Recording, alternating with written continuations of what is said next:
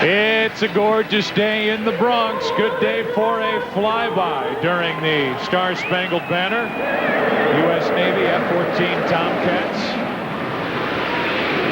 zooming past overhead, and down below the Yankees take the field. The red-hot Yankees, and today led to the field by their starter Mike Mussina, who is 4-0 in his last 4 decisions. And let's look at the starting lineup for the New York Mets. They'll lead it off with Joe McCewing, who's been hot. Desi Relaford, it's hard to get him out of the lineup, and he's in the lineup because of an injury suffered last night by Robin Ventura. Edgardo Alfonzo is back in the lineup at second base. Mike Piazza, the DH, he homered last night in his first game back from the broken toe one Friday ago. Then it's Mark Johnson in right, Todd Zeile at first, Jay Payton in center. Todd Pratt is batting 8th. He does the catching, and Ray Ordonez hitting .227, batting 9th. The defense for the New York Yankees, not too good. 13th in the American League in fielding percentage, 62 errors as a group. And that's surprising to see Scott Brocious with 17 errors, but Tim McCarver says, don't be fooled into thinking that his skills are slipping over at third base. That's right. He's got a few more errors this year than he had last year for the full year. But Scott Brocious is still considered by many, me included, as one of the fine third basemen in the game. Speaking of one of the finer in the game, Mike Mussina, 9-7, as Joe said, 4-0 in his last 4 decisions. And obviously, when you're facing a pitcher, you want to get him into his stretch, because that means you've got guys on base. So wind up, yes. Stretch, no. The numbers on Mussina from the stretch are poor. With runners on base, the hitters have a .313 average, and the reason for that, he can't throw the knuckle curve and the knuckle change as effectively as he can from the windup. Why don't you read this today? All right. This broadcast is also available in Spanish by utilizing the SAP button on your television. You might get to do that at the All-Star game. Oh, I can't wait. McCewing, Relaford, and Alfonzo in the first inning for the Mets, who, ladies and gentlemen, represented the National League in the World Series last year, and they trail the Montreal Expos in the NL Eastern Division. They're in last place. First pitch of the day is a strike on the outside corner. You look at this Mets lineup, and Bobby Valentine is more than happy these days to write in the name of Joe McCewing. Heck, he's happy to write in Relaford's name. A couple of guys who at least give this Mets lineup some jolt, some sign of life. Animation. Here's the 0-1 from Mussina. Ball and a strike. McCewing, since the 1st of June, is hitting .375. He has a 9-game hitting streak. He had a 25-game hitting streak in '99 as a rookie with St. Louis. And that's when the fans in St. Louis fell in love with Super Joe, and he got his nickname. Ball and a strike. Ball and 2 strikes.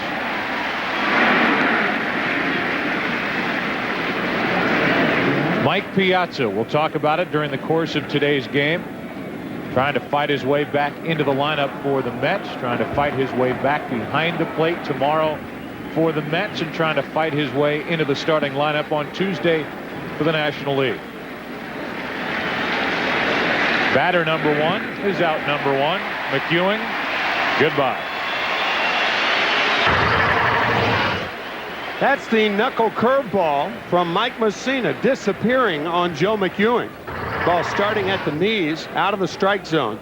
And again, Mussina, with the windup, needs that high leg kick like that to get the good break on the knuckle curve. While some say the knuckle curve is a misnomer, that a lot of pitchers get that index finger out of the way on their curveball anyway, as Relaford stands in, you believe it is appropriately named. I think it is, particularly, there was another one right there, particularly for Mussina, because on his knuckle change, he uses his index finger only.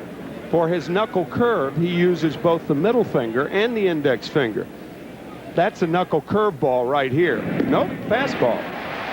He was being deceptive, knowing that you were looking into his glove. That's right. A lot of times you can't see whether the fingertips, and I'm protecting myself right now. You can tell all shadows. Yes, it is. You can't, it's shadows, and you can't tell whether the fingertips are on the seams or not. 0-2 on Relaford. We'll just save that little experiment for another time. One out, nobody on. 1 ball, 2 strikes. We did have on the scouting report that he was an east-west pitcher. He is not a low ball pitcher until he throws a knuckle curve. As you see, his road record much better than at home, and that is very unusual, and we'll tell you why. 1-2. Goodbye. 2 up, 2 strikeouts. Alfonso walking to the plate. Wicked knuckle curveball, again disappearing, and Mussina, bad news for the Mets, appears to have great stuff this afternoon. When a pitcher is pitching at home, he's pitching from the same mound for the most part over an 81-game stretch. When he pitches on the road, it's a different mound in every ballpark to which he goes. So it would stand to reason that your ERA would be better at home than on the road, but not with Mussina. Strike 1 on Alfonso. Mussina's been ahead of each hitter here in the first inning. He struck out McEwing. He struck out Relaford. Interesting to note, Joe, that batters boxes, for the most part, are uniform in every ballpark. Except for Fenway. Except for Fenway. That's right. That's for Carl Everett. That's right. 0-1 with 2 out, nobody on. That's strike 2, and Mussina can strike out the side here in the first inning. Mike Mussina, a 5-time All-Star. He will not be going to this year's All-Star game. During the course of the day, we'll tell you the Yankees who aren't going.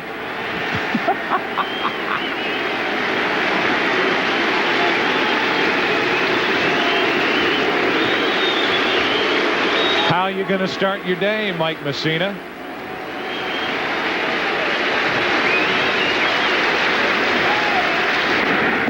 That's a good start. Here could not have been better his last time out Sunday night in Atlanta. A 2-1 victory over the Braves. How will he fare today? And the starting lineup for the New York Yankees. Apier will face Knobloch, the DH. Jeter batting second. Bernie Williams is hitting third. Tino Martinez red hot. Good for him. Jorge Posada, the catcher. Paul O'Neill's in right. Shane Spencer in left. Brocious and Soriano, the bottom 2 in the Yankees starting lineup. The defense for the Mets, middle of the pack in the National League, 8th in fielding percentage. Seal, 8 errors at first. Ordonez, 9 errors at short. The outfield, not a very good outfield for the Mets, either defensively or at the plate. They're happy to have Peyton back patrolling center, and Kevin Apier signed a big contract over the offseason. He's 5-8. Joe, this may be nothing, but when Apier was warming up, he had that backward motion with his shoulder. He has had shoulder surgery, and that is not a good sign when 1998 was the year. But Kevin has been by far the most effective pitcher for the Mets when he is on. Sometimes a pitcher goes out there and he simply is not as loose as he was his last outing, and that was last Sunday, as you said. First pitch is outside for a ball to Knobloch, who homered on Monday. First home run in 37 games, and here's the delivery by Apier. It's a funky motion. He kind of comes out of that ball of black and orange. Black shirts the Mets are wearing today. 1 ball, 1 strike in the scouting report. 2 types of sliders. One that he uses to left-handers, and the one to right-handers that goes away from right-handed batters and down to left-handers. 225 career average have right-handers against him, and that's that funky delivery that we were talking about. Very tough to pick up. Falls behind Knobloch, 2-1. Tough situation for the Yankees with Knobloch, a publicized proposed trade to Seattle that was scuttled at the last moments. So Knobloch knows he was at least on his way out the door until the deal fell apart. He's had a disappointing year at the plate. He's 2-2 here, leading it off. How about the numbers? April, very good start for Joe Torre's Yankees for Chuck Knobloch, a .333 average. But since then, a .210 average, 2 of his 4 home runs. The slugging percentage, look at the on-base percentage for predominantly the leadoff hitter in this Yankee lineup, under 300. Here's a 2-2 and 2-3. Ezzy Relaford. instead of Ventura, who injured his right shoulder last night. 1 out.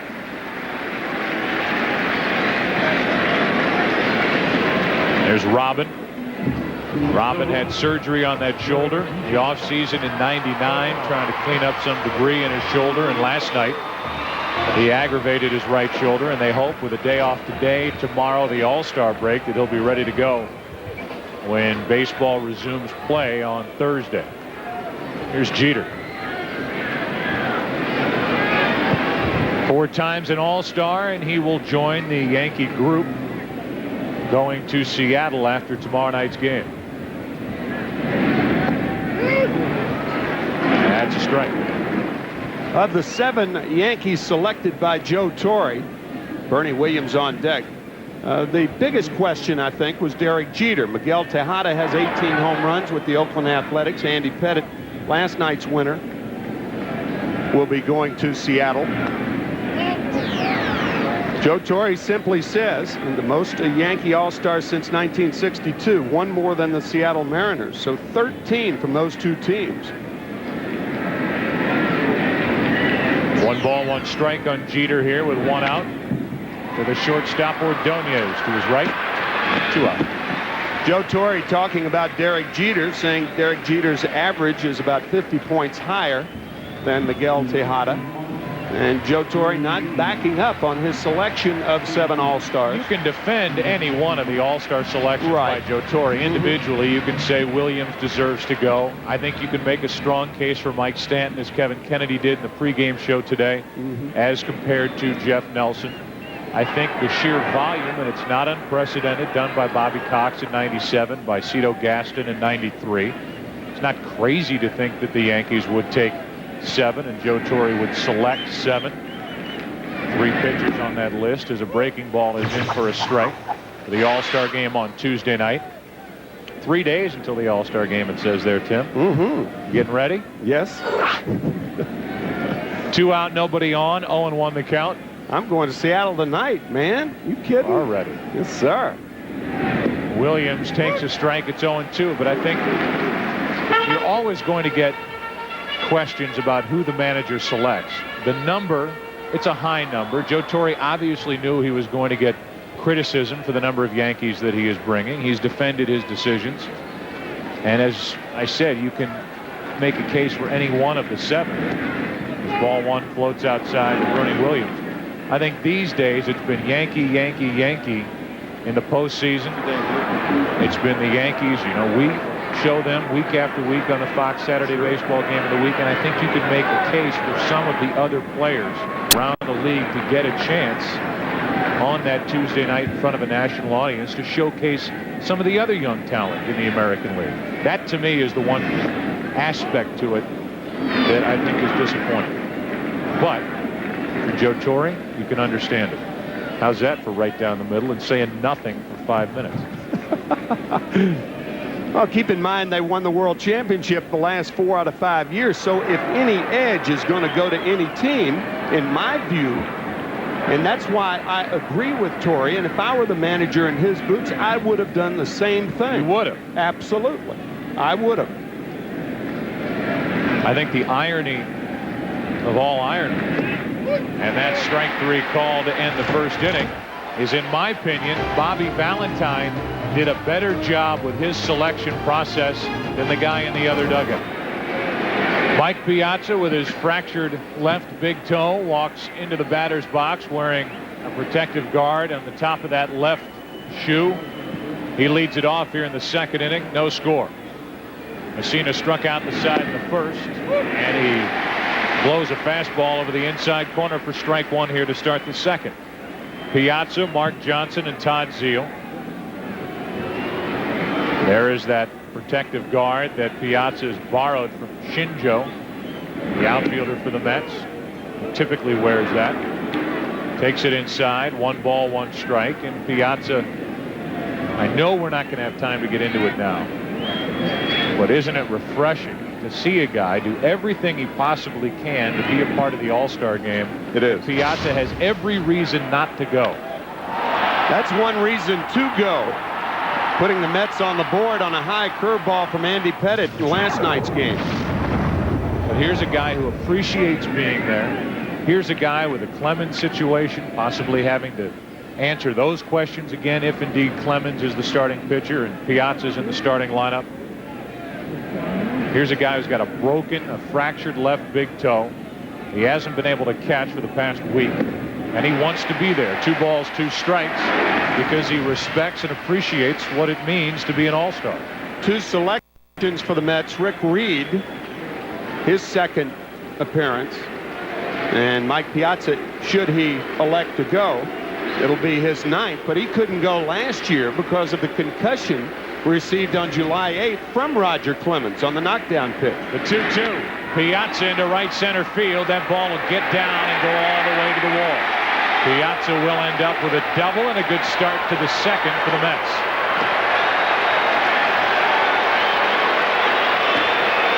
He hit that ball flat-footed. There's nobody stronger pound for pound. Watch the left foot plant, and he hits the ball flat-footed. To hit a ball that hard, that far the other way, is just brute strength and coordination. Can there be brute coordination? In his case, yes. Running all right. He's never was a fast runner. But Piazza with an opposite field double. Here's Mark Johnson getting a chance in the starting lineup today, and you might see different guys getting opportunities, not only those on the active roster for the Mets now, but I'm sure before too long Alex Escobar will come back up when they're ready to put him in the lineup every day. They're already seemingly at that point in what is a lost season with the Mets. Ball 1 up and into Johnson, who's driven in 7.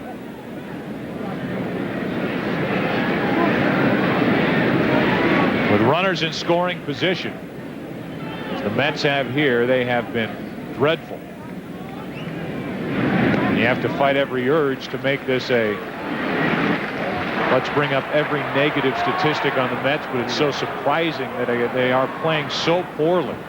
Their average with runners in scoring position, look at that, 0.58 in the last 8 games, 3 runs or less in 46 of their 87 games this season.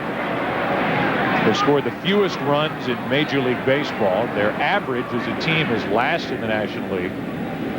Here's a 2-0 to Johnson. Now it's 3-0 from Messina.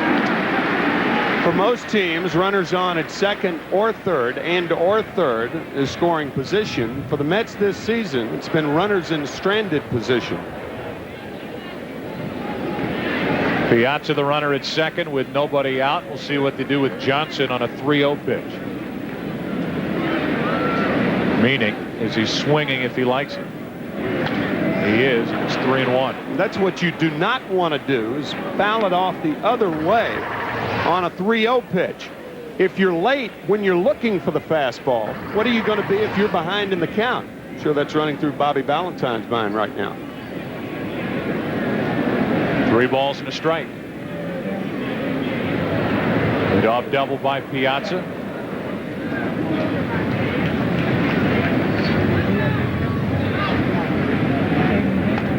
And another foul backing out of play on another fastball, and it's 3-2. Zeal waits to hit next.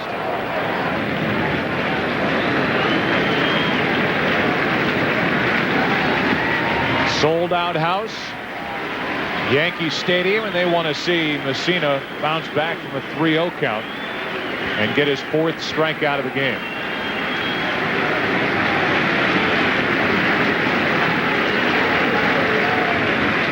At least most do. It's still 3-2. That was the knuckle change. You get to where you can read Messina's pitching. He's a very interesting pitcher from that standpoint. Has very strong fingers and is able to throw a pitch like that. Messina, a 2-1 winner at Shea on June 16th on a Saturday afternoon. Even had an RBI single in that game, which was the difference on the scoreboard. Again, the 3-2. 1 out. So not only does Johnson not drive in the run or reach base after going up 3-0, he doesn't advance the runner. The strikeout for the first out. Back on June 16th, Messina was overpowering. even good at the plate with a 2-out RBI single up the middle to put the Yankees on top 2-0 at the time, and they won the game 2-1. They're late. They need one more up on the wall. Here's Zeal. 60 feet 6 inches away from the pitching rubber is a moose crossing, and it's been dangerous for the Mets so far today. That's into center field. Piazza will have to hold at third, and it's first and third, 1 out. Is Piazza guilty of not knowing where the shortstop was? No, you never know where the shortstop is because he's behind you. You don't know whether he's trickling over. And Piazza looking back. You see him looking back right there. He doesn't know whether Derek Jeter is trying to daylight play. You never know that. Mike appears to be miffed, but that's not his fault. That is something that any base runner, good or bad, would fall into. So when I hear it time and time again from one announcer, one ex-player after another, that the runner at second base didn't know where the shortstop was. You shouldn't hear that from an announcer. Well, I do, mister. Well, and now outfielders are different. The first thing you do is check the outfielders. You know where the second baseman, first baseman, third baseman are. Here's a shallow fly ball to center. You wouldn't think they'd try to score Piazza. They don't. 2 out and another missed opportunity. This time it's Payton guilty of missing the chance. Between innings, I want names of broadcasters who said base runners in second should know where the shortstop is. Yeah. Come on. Bernie Williams does not have a strong throwing arm, but his arm right now is better than Piazza's legs. So Piazza has to hold up at third base. And now it takes a hit from Pratt, who's hitting 155. I just think you're wrong. Good. First and third, 2 out. Strike one. There are the numbers for Pratt. 3 RBIs on the season, 1 home run. And he, for the most part, has been the everyday catcher since Piazza went down last Friday.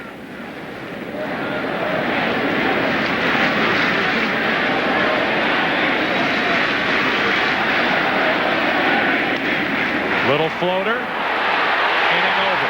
Soriano to his right, a leadoff double, followed by a 1-out single, followed by more frustration for the Mets. Messina does his job. Mike Piazza, right there. There's Derek Jeter. Now, you really don't know whether Jeter's going to go over here or whether Jeter's going to stay right there, and that's why Piazza did not know where Jeter was. The shortstop, when you're the runner at second base, the shortstop's the only player that you don't know where he is. Do you think, was that conclusive enough? No, I wasn't convinced. Here's Tino Martinez, who takes a strike from Kevin Appier. I think Mike even berating himself between innings, thinking that he could have scored on that ball, but even with a good break, he probably doesn't make it home with his toe. Tino Martinez has been hot.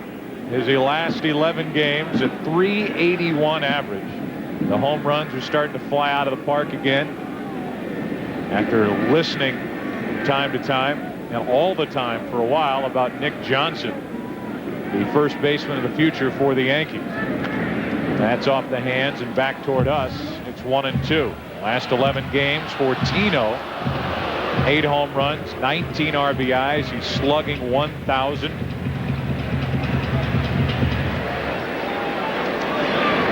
The second most RBIs by a first baseman since '95. Bagwell leads the way. How is Nick Johnson playing at AAA? .253 average with home runs. Not future Yankee material yet. Drew Henson, the third baseman who broke his wrist earlier in the year, also struggling.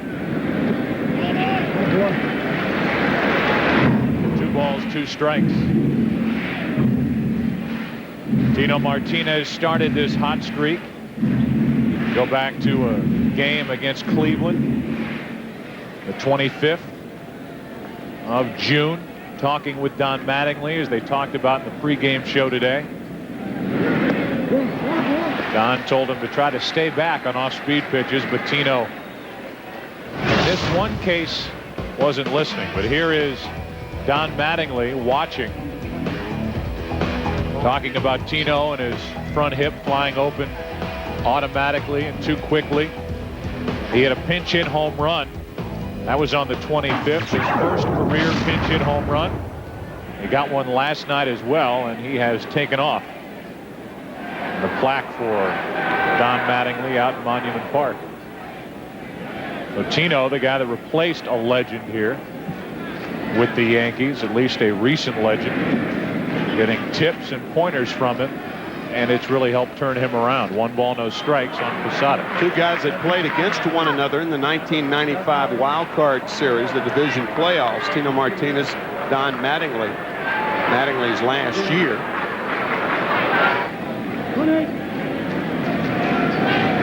One ball, no strikes, 1 out, nobody on. Posada, an all-star.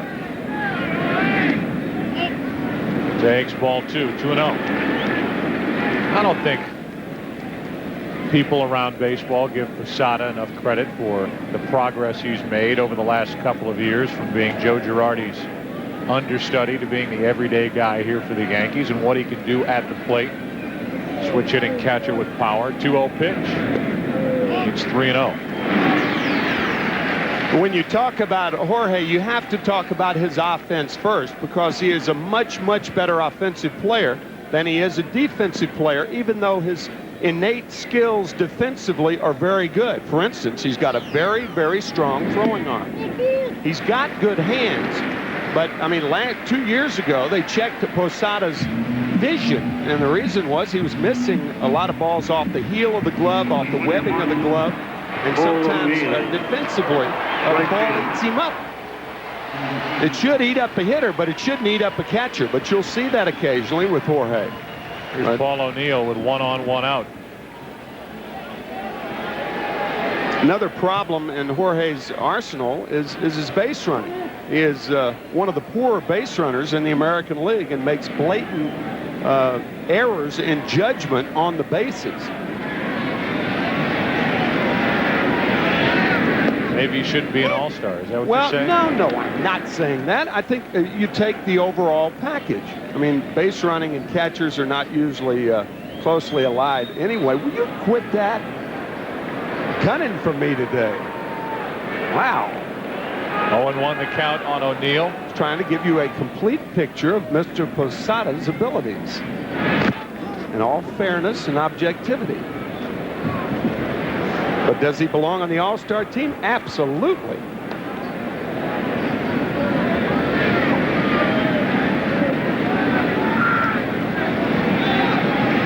On the count on O'Neill. Apier. Double play ball maybe. Apier falls. Ordonez turns it. The inning is over. That'll do it for the Yankees in the second. Third inning now. No score. Fox Sports, home of the 2001 Major League Baseball All-Star Game. Back after this from your local Fox. In just 3 days, dream matchups become classic confrontations. The big unit against A-Rod in the city that made both men stars, the American League's best pitchers, try to stop Major League home run leader Barry Bonds. Ichiro makes his All-Star Game debut. And we will say so long, at least All-Star Game-wise, to Cal Ripken and Tony Gwynn. Their final appearances at this 72nd All-Star Game in Seattle on Tuesday night.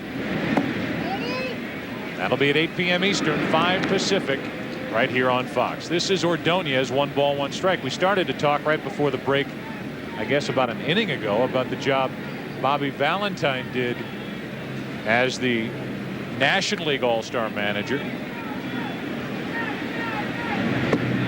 2-1 on Ordonez, and at least in my opinion, hats off to him for doing a very thorough job, talking to a lot of managers that he's had some problems with in the past, personality clashes, but he really went about his work and did a good job in my mind of putting that team together. That's down the left field line. It's trying to get foul, and it's out of play. 2 balls, 2 strikes. Hall of Fame careers, the class of 2007 at the Hall of Fame induction ceremonies. That's a given for Tony Gwynn and Cal Ripken Jr.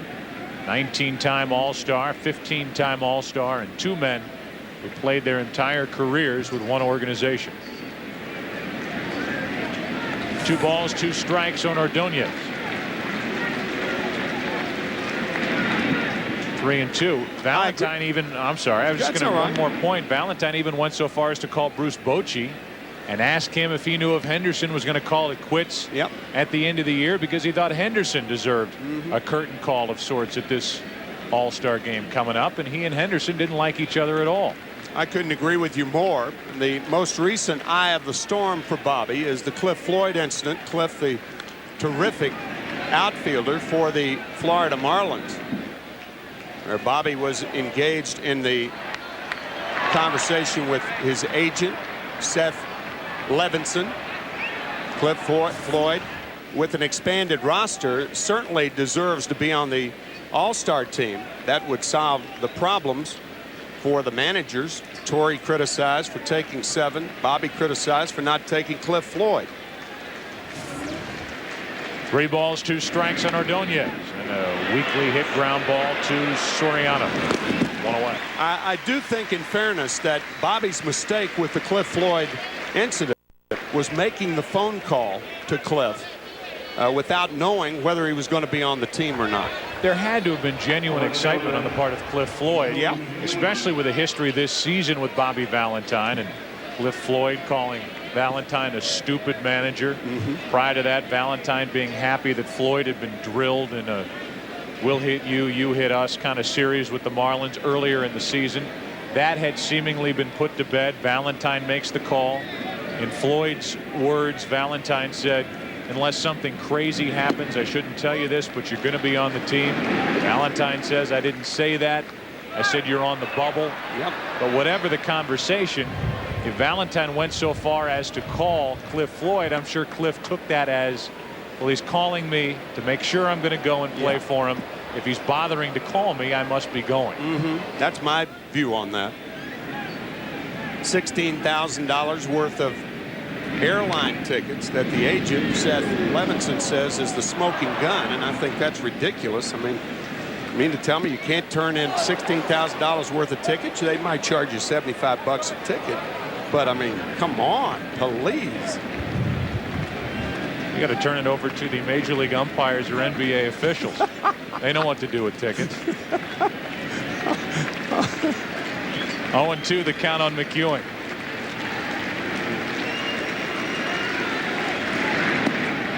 One ball, 2 strikes. The key is trying to hand those tickets off to somebody in Montreal who wants to go to the All-Star game. That's where some of those flights originate. All-Star game? What? Baseball? Now I've got Montreal against me. That's the 3rd and foul. I will run that risk. Well, the last time the rosters were expanded was 1969, and 8 teams have come into baseball since that time. 1977 and 1993, and then most recently in 1998. And the rosters have not been expanded. That, to me, is just hard-headedness on the part of baseball. That's down the line and foul, still 1-2. And I would imagine the reason that they don't do that is because of incentives in the contracts that give players $50,000 extra, $100,000, whatever you negotiate. And let's be honest about it, Valentine's job was made easier by how poorly the Mets have played this season. He wasn't tempted to take his players. I mean, you can make arguments for Stanton and Jeter. You can't make very strong arguments for players on this Mets club other than Reed, who is going for the 2nd time, and he did not participate his first time through, and Mike Piazza. And again, nice to see a guy who's been there before 8 times, although he didn't play his 8th time last year because of the concussion, and wants to go back and wants to be a part of a night where Ripken and Gwynn will both be on it. And still 1-2 on McEwing. But who else was Valentine going to take from his own club? So it opened up, a handful of opportunities for other players around the league to get a shot at it. Clemens, even though Joe Torre won't say it because he has promised the American League that he won't reveal it, Major League Baseball, is going to be the starter. You have to believe on Tuesday night. Up the middle, and McEwing has a 1-out hit. And what a great at bat by Super Joe. That's why he gets that nickname. Fouling off a lot of tough pitches and finally got a high fastball out over the plate that he rifles up the middle. Nice job there. Joe Torre promised Major League Baseball he wouldn't reveal the name of his starter on Tuesday night. Here are his thoughts on who will be on the mound to start it for the American League on July 10th. I tell you, it would be a pretty safe guess, but after promising Phil Marich, who is the love of my life, that I'd keep this thing a secret, you know, I think for sure he's one of a couple of guys who, because of when they pitched, are definitely ready to start on Tuesday. If you can read through that, you have to believe that Clemens is the guy. He was actually working on the side today prior to the game in a tune-up for that Tuesday start, throwing down in the bullpen before the start of the game with Mel Stottlemyre. McEwing has extended his hitting streak to 10 games, 15 shy of his career best, and he draws a throw from Messina. Roger Clemens soon turns 39, and if he does start for the American League, he will be the oldest starter in American League history. The oldest starter in Major League history, Warren Spahn, who started when he was 40 and a half, which is remarkable. 1-ball, no strikes on Relaford. One of the few surprises for the Mets, at least pleasant surprises for the Mets this season. They've had a lot of surprises. Not many of them are pleasant. 2-0 the count on Relaford. Roger Clemens also, talk about the oldest pitcher in American League history to start an All-Star game. We'll have a 15-year gap between All-Star game starts dating back to 1986. That's the longest gap between starts. 2-0 on Relaford. 2-1.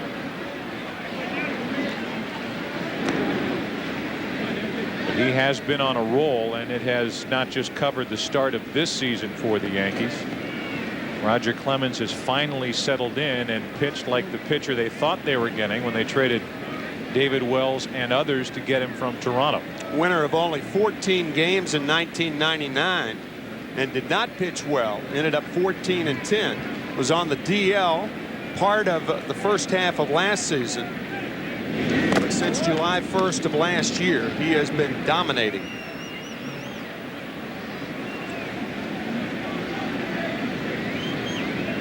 Runner at first with 1 out, 2 balls and a strike on Relaford. Desi hitting .288. Talked about the difference in Messina's numbers from the windup as opposed to the stretch, and it comes into play here. And the right side of the infield is open with Martinez holding against McEwing.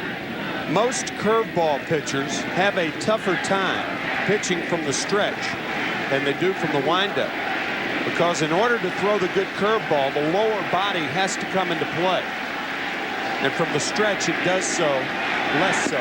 Runner going, throw by Posada, high and out. McEwing called out. Even with that sailing throw from Posada, Valentine's going to argue, and I don't blame him. Looks safe from up here. I'll tell you, Bobby Valentine going out on the field right now with all the things that have happened to the Mets this year. That's an angry Bobby Valentine going out there right now. I've always said that a manager has more of a chance to be thrown out of a game on a day game after a night game because they don't get a lot of rest. But with all of the things that have happened to the Mets this year, Valentine out to argue the play, and not that vocal. But I thought he was safe also. The throw from Posada is high, but a quick tag and an athletic tag by Jeter, and he was safe. He was safe. I'm not so sure anymore. No? Yeah. Thought so. Yep. Tag is late. Foot's already on the bag. McEwing in the process of coming up when the tag was made. Here's a 2-2 to Relaford, and that's a foul tip.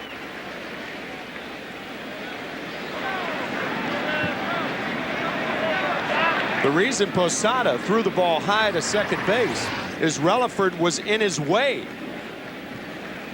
If Valentine can argue that and appeared McEwing was safe, well, then Joe Torre could have argued the fact that Relaford was in the way in taking the pitch, not swinging, that causing Posada to make the high throw. 2 balls, 2 strikes, 2 out, nobody on. It'll stay that way.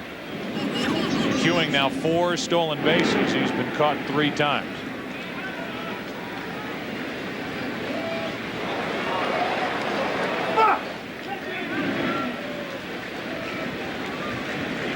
Relaford trying to get on in front of Alfonso, who was only 1 out of 13 since coming off the disabled list on Tuesday.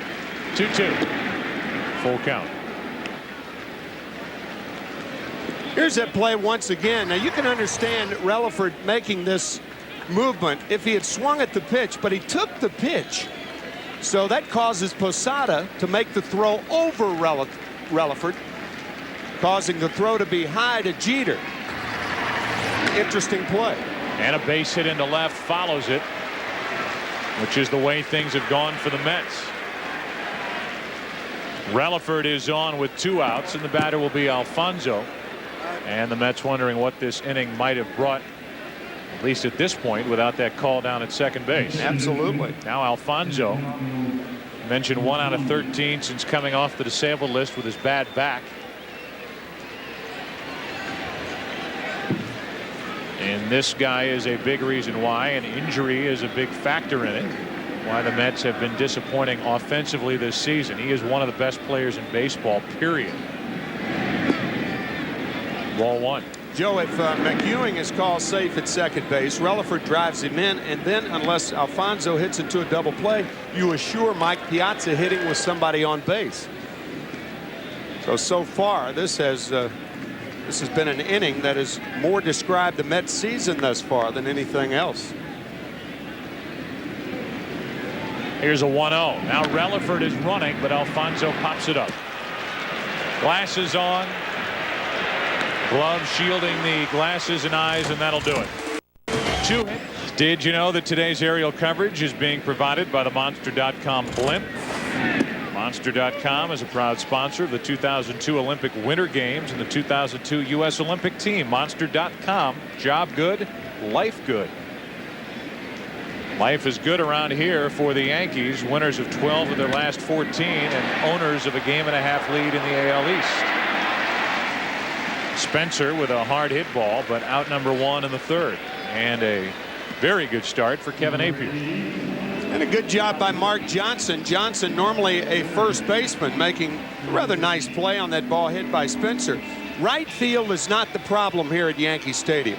Before this game is over, regulation, extra innings, what have you, in all probability, as it often happens, there's going to be a problem in left field. It's the toughest sun field for left field in the major leagues. As Yogi used to say, it gets late early out there. Well, it does. Here's Brocious, and there's strike 1. That's one of the reasons Joe Torre has his best defensive left fielder in left field today. Right field is not so much of a problem. But in left field, looking up at that sun, Joe McEwing, inexperienced, it could be a problem.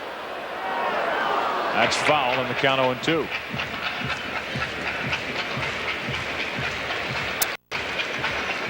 Fortunately for Joe and center fielder Jay Payton, they do have a little cloud cover, serve as backdrops. If it were all blue, it would be a higher sky. But center and left field, left center, down the line, tough. 0-2. Brocious is gone, and that's strikeout number 3 for Appier. And I think Scott is saying, is that on the pitch or on the check swing? How is that strike 3? He wants to know. It's not where Pratt catches the ball, but where it goes over the plate. Pratt caught it low, but it appeared it was borderline. Here's Soriano, who homered last night, has 6, 24 stolen bases. His walk total is up to 13, and he's hitting .265. Solid start as an everyday player at the big league level, to say the least, for Soriano, and learning a new position at the big league level. Strike one. Would you say Wrigley Field, right field, is the toughest right field? Yes. And Candlestick, of course, in San Francisco, the elements there, probably the toughest in baseball, but that is no longer. 0-2 the count on Soriano. It's the elements in Wrigley and Old Candlestick, because you not only had the sun, but the wind, the two, combination of the two, were very, very difficult on outfielders. Here's an 0-2 to Soriano. Ball and 2 strikes. Apier, we mentioned last Sunday night, a 2-1 win. He went 8, allowing no runs on 3 hits, 6 strikeouts, no walks. And today he's faced the minimum, facing this hot Yankee lineup, as he's ahead on the count 1-2 on the number 9 hitter, Soriano.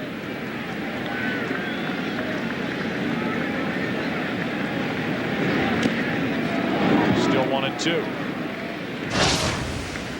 Let's go back in time, the 1st of July, before all those 4th of July barbecues, and the effort, the strikeouts, 3 of the 6 he compiled that night in Atlanta with a 2-1 victory. Last 8 starts, ERA terrific. Mets record in those starts, not good. Into center, Payton.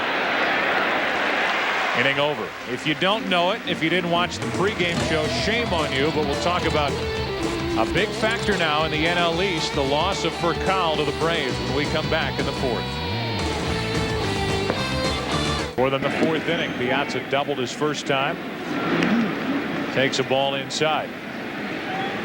.275 average, 21 home runs, 47 RBIs.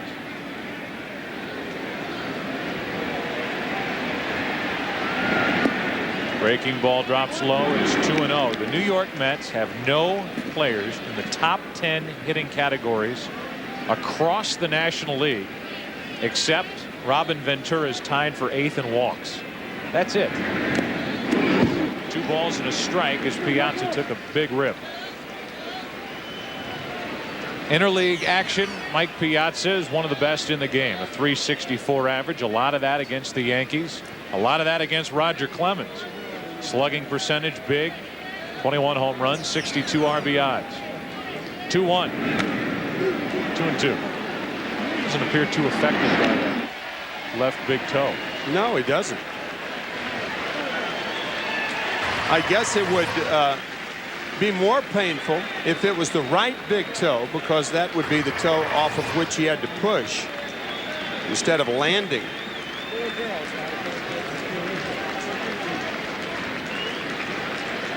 Two and two the count. Messina struck out 4. That's down the line and foul. Well, it's unfortunate that catchers get used to pain. And it's an unfortunate thing, but it's part of your life. And here's a guy with a broken left big toe. It's the distal phalanx bone. Down on strikes there, and that's more painful than the left foot right now. But that's one of the things you have to carry around, the fact that most of the time you hurt, and hurting is not unusual. That's why a guy like Piazza can play with the broken left big toe, where other guys perhaps couldn't play. Distal phalanx is one of the old Roman war tactics, isn't it? Phalanx, not phalanx. I guess the toes themselves are kind of a phalanx when you think about it. They are. 1 out, nobody on for Johnson, and a strike thigh high for Mike Messina. Well, we talked about Rafael Furcal. Talk about the injury to Piazza. They lost him for basically a week. Rafael Furcal earlier in the season, they lost him for a week after this play, jamming that left shoulder. And then last night, in one of the more awkward, more acrobatic slides you'll see, sliding into second base, popped up into the air. He said he slid too late And he dislocated his left shoulder, and he may be lost for the rest of the season. That is an enormous loss to the Atlanta Braves. They will not replace him. No question. Nope, they cannot replace him. Mark DeRosa will probably be the regular second baseman, and they will mix and match at shortstop. But he is, we were even talking about Rafael last week, and it was my opinion that Furcal was the guy that put the Braves over the hump and would be the difference if they overtake the Philadelphia Phillies. A game behind him after winning a series over Philadelphia. Maddox winning the final game. It's impossible to replace that kind of speed at the top of the lineup. They're already struggling trying to protect Chipper Jones in the middle of their lineup. They really don't have much protection for him there, at least consistent protection. Ryan Jordan with a big game-winning hit last night in the extra innings to win the game for Atlanta and Boston after a blown save, by the way. Here's a 1-2 to Johnson, 2-2. As Messina hit the glove. But for the Atlanta Braves, that is a big blow. It really is. He just seemed to start to figure it out as well, getting on top of the ball, chopping it on the infield, using the speed. Here's the 2-2 to Johnson, full count.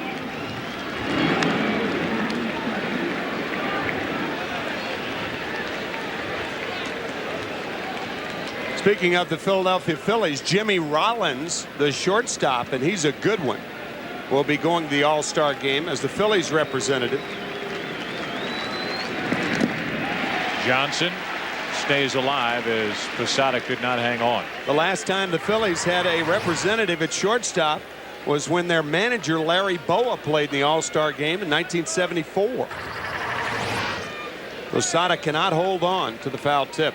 Rollins has now set the Phillies consecutive stolen base mark, and it was Boa's record that he broke with over 21. There's a base hit the opposite way, and for the Mets, their 5th hit of the game. Johnson 1 out of 2, and the batter will be Zeal, 1 on 1 out. I know if you talk to Jimmy Rollins, he would tell you that he wished Bobby Valentine had selected Ricky Henderson to go to the All-Star game, because Jimmy grew up in Oakland and Ricky was his hero. He was playing with the Phillies when Ricky Henderson broke Babe Ruth's record for walks this year in late April in San Diego. Then Ricky tried to steal second base and Jimmy tagged him out. 1 on 1 out. Zeal took a strike, throw down, and Johnson gets back. Zeal is stunned that first pitch was called strike 1. And he gets into it with a home plate umpire. Now Bobby Valentine gets into it with a home plate umpire. That pitch appeared to be high. You know, Joe, you and I both agreed Bobby can't believe it. And we said the argument earlier in the game, Bobby is not in a good mood today, folks. I don't think he'll last the game. There's a possibility of that. Maybe even change to a probability of that. 1 on 1 out, the 0-1. 1 ball, 1 strike on Zeal. It all depends on the patience on the part of the home plate umpire, Andy Fletcher, or some other base umpire. As to whether Bobby Valentine will make it if the first 3 innings plus are any indication.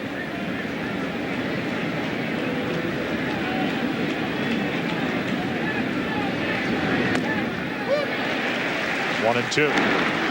The whole idea of ejecting a manager is almost ridiculous. I mean, they just go out of. Now I'm saying this about Valentine, a guy who came back with a disguise on the bench a couple of years ago.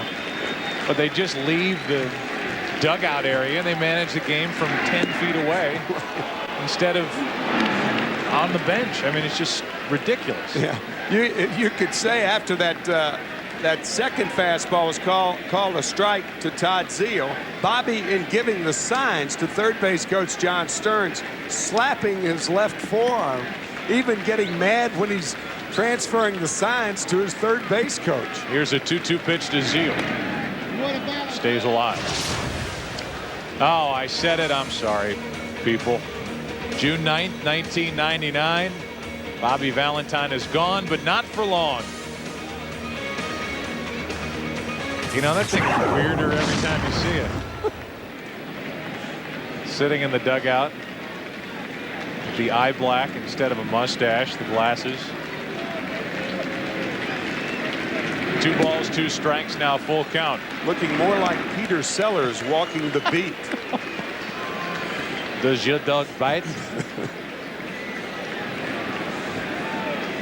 He's still mad. A little shake of the head. It has just been a nightmarish season so far for the Mets. 3 balls, 2 strikes. I bet they start the runner. He's going, and Zeal fouls it away. If there's one guy in this Mets lineup that Bobby Valentine trusts to put the bat on the ball, it's Zeal.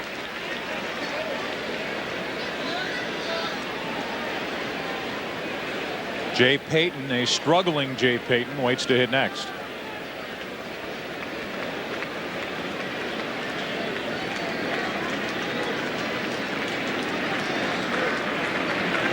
Three balls, 2 strikes. Runner goes. Zeal takes strike 3, and that lending it.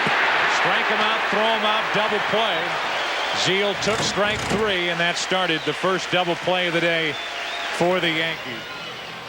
It's getting more and more interesting between the home plate umpire and Bobby Valentine. Between innings, the home plate umpire went over to the dugout. Bobby Valentine ended up putting his hands over his ears. Watch this. And then, using his debating techniques afterwards, said, "I know you are, but what am I? I can't hear you." But you know what? The home plate umpire shouldn't walk over there. No, you're right. Ordonez to his left. Knobloch is gone. He's 0 for 2.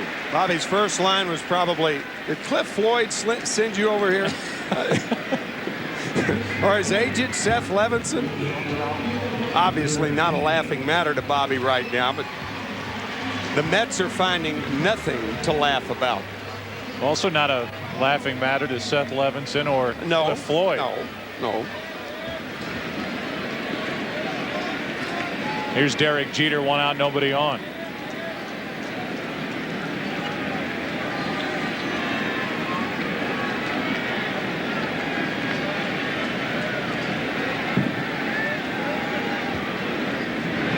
By the way, all Seth Levinson is doing is protecting his client. Sure, absolutely.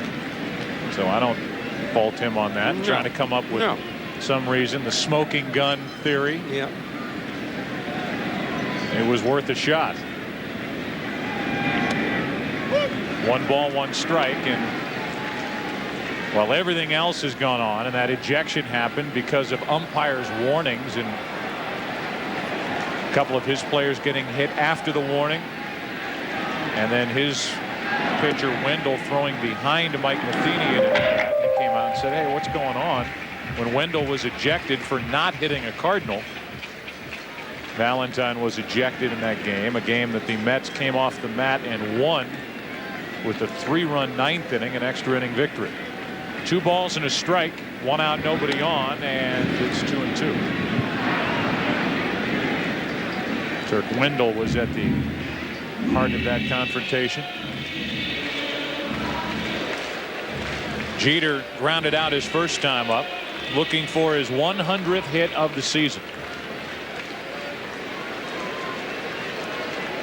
Bernie Williams on deck.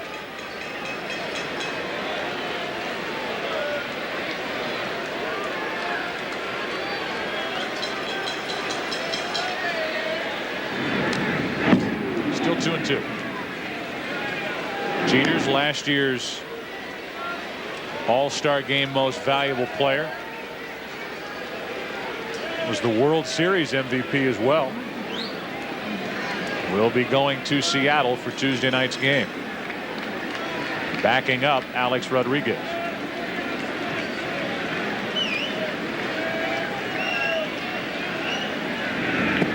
By the way, anybody who thinks Alex Rodriguez is not having a tremendous season while the Rangers are tripping all over themselves is wrong. He has put up huge numbers. 3 balls, 2 strikes with 1 out, nobody on. Jeter. To the left side, Ordonez. Slide, throw, 2 out. That is classic Ordonez. Alex Rodriguez, 25 home runs, 73 RBIs for the Texas Rangers. Marvelous play by Ray Ordonez. The slide, the catch, and the throw. Our Radio Shack trivia question: in the last All-Star game played in Seattle, who drove in the game-winning run? That's our Radio Shack trivia question. Who had the game-winning RBI in the '79 All-Star game at the Kingdome in Seattle? He is here at the park. Bernie Williams, strike 1. Got a modified shift on for Bernie Williams. This is the only team who employs this particular type of shift with Ordonez near second base. Bernie can ground the ball through on the left side. That's why the shift surprises me. You were surprised last night at the positioning of Ordonez, the shortstop, with lighter pitching against a right-handed batter. Yeah, playing towards second base with Bernie Williams batting right-handed, and Bernie, sure enough, single in the hole. He's jammed here in a pop-up. Relaford gives it a look, has a play, and makes the catch. The Yankees go in order. Kevin Apier, outstanding. No hits given up through 4. Into the 5th. No score at Yankee Stadium. Through 4 innings. The New York Mets will be a part of our Fox Saturday Baseball Game of the Week next week for interleague action as the Red Sox take on the New York Mets. It all begins with This Week in Baseball next Saturday, 12:30 Eastern, 11:30 a.m. Central. Watch the entire baseball season unfold across the Fox networks. Jay Payton first up, the number 7 hitter, 0 for 1. Flied into shallow center with first and third, 1 out back in the second, and missed an RBI chance. 0-2. You may see Mike Mussina in that area again, as Payton with 2 strikes. As much as any Met hitter or any hitter on either side will go after that bad ball away. Mussina pitches with as much guile as he does raw ability. Very smart pitcher.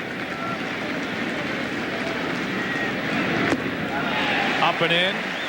Payton is gone, and that's 7 strikeouts for Mussina. Our Radio Shack trivia question: in the last All-Star game played in Seattle, which was 1979, who drove in the game-winning run? Our Radio Shack answer. Here's the question: Lee Mazzilli, with a bases loaded RBI walk. Earlier he had homered. That's right. Yeah. So Lee Mazzilli, who is now the first base coach for Joe Torre and a former member of the New York Mets, is the answer to the Radio Shack trivia question. Radio Shack, you've got questions, we've got answers. Here is Pratt, and that is strike 2.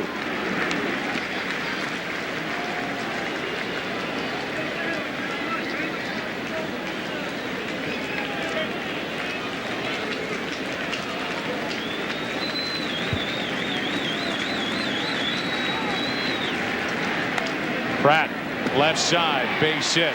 A 1-out single for Todd Pratt.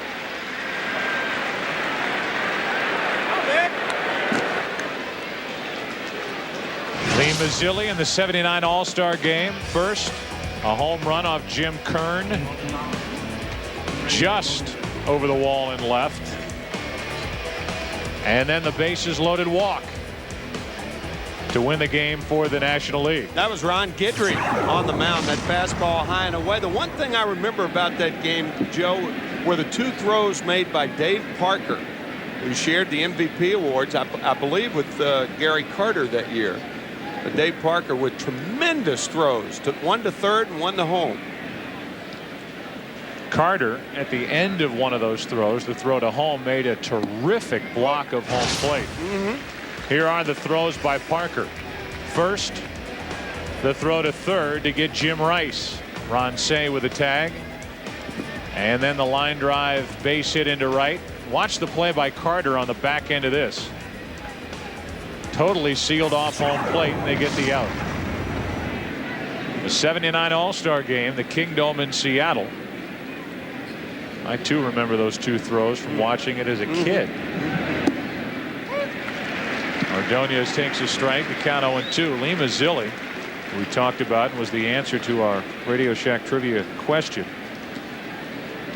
came to the Mets. The Mets at that time in the late '70s were hungry for stars, and this was a Brooklyn guy, good-looking guy, and he was heavily promoted by the New York Mets. Matinee idol.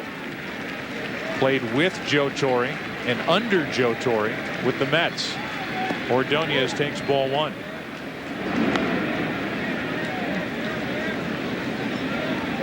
Later played with the Yankees for a short while. And now the first base coach taking over for Jose Cardinal for Joe Torre.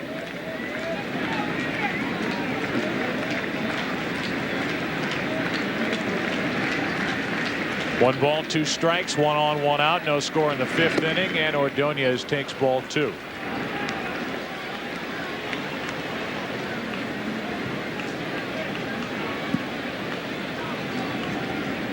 Ordonez with the second highest ground ball out to fly ball out ratio in the league. Second to Juan Pierre of Colorado. The difference between the two is Juan Pierre can run. Ordonez is not very fast. He's already grounded out once in this game, so what do? You don't want him to hit it in the air. He doesn't have power to get it out of the park. He's grounding into a lot of outs, and all of that has combined for a .226 average. What Dave Engel, the hitting coach of the Mets, is trying to get Ray to do is shoot for the hole on the right side, especially with two strikes. See, he's trying to pull the ball, and by trying to pull the ball, you pull off the ball. And that's the worst thing and the most universal thing that hitters do when they're going poorly, is pull off the ball. You can see that extension right there. That left shoulder pulling out of there. If, on the other hand, you point that shoulder back to the pitcher or exaggerate it and point it the other way, you get more hits the other way. Shot of Dave Engel, the hitting coach for the Mets. Messina with a count of 2-2. Ordonez the opposite way and right through Soriano.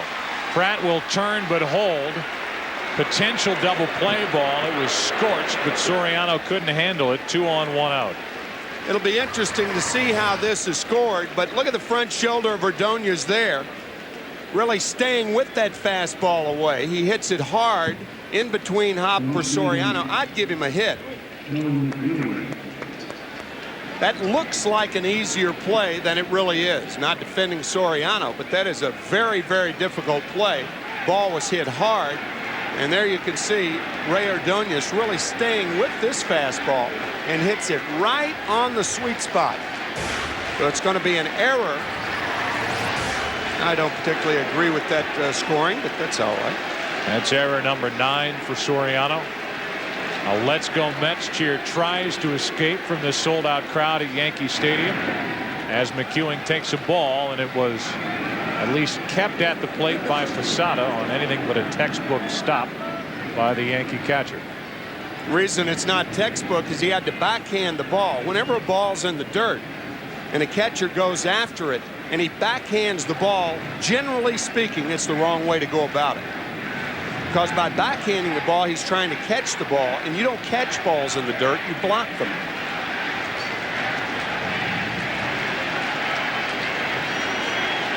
McEwing could put the Mets on top here in the 5th inning.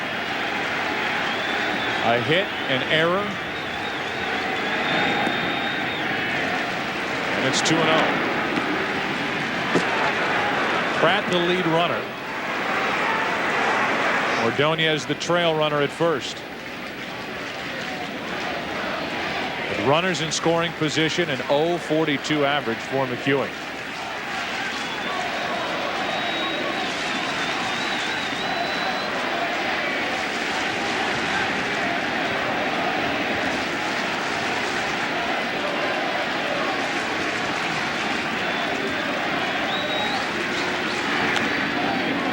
2-1.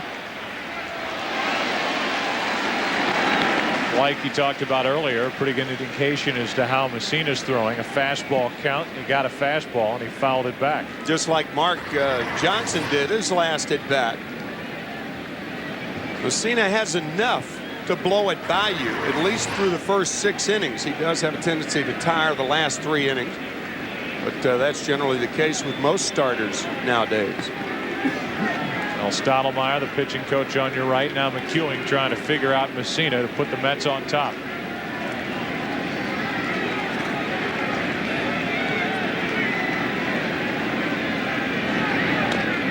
That's foul, and it's 2-2.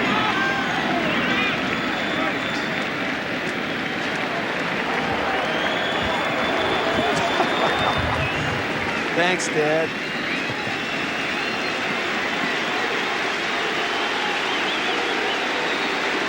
Now the crowd tries to get into it. An 8-3 win last night for the Yankees. No score here in the 5th inning today.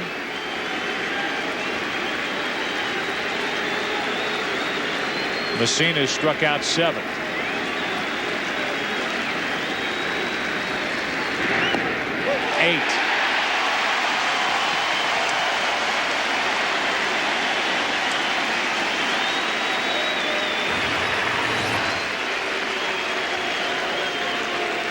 Joe McEwing does not strike out a lot, but he takes that fastball inside corner, says Andy Fletcher, and he punches McEwing out. So now 2 on, 2 out. The best time to pitch hitters inside is with 2 strikes.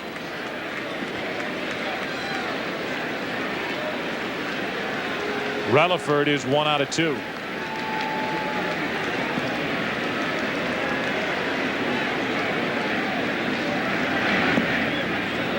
Ball 1. The good hitters protect the plate with 2 strikes. The better the hitter, the more vulnerable he is to the inside fastball. Talking about the guile of Mike Messina. Smart. Heard Messina described as a power pitcher, at least with his stuff, with more of a finesse pitcher's mentality. He can blow it by you, but he's out there thinking and pitching and not rearing back and throwing it as hard as he can. That's strike 1. 1 ball, 1 strike. Well, Mike is of the mental makeup that he finds it seems to me. I've never really talked to him about this, but it seems to me that the mental challenge of getting hitters out is equal to the physical challenge, and he enjoys that as much. If you graduate from Stanford in 3 years, you probably enjoy the mental challenge. Yeah, right. Economics degree, which is nice for free agents.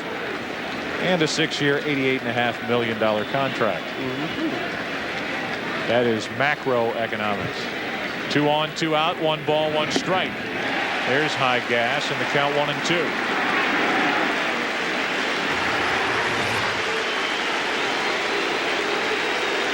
Relaford going after a questionable pitch. Now a moose call as this Yankee fan base wants pitch number 95 to be strikeout number 9.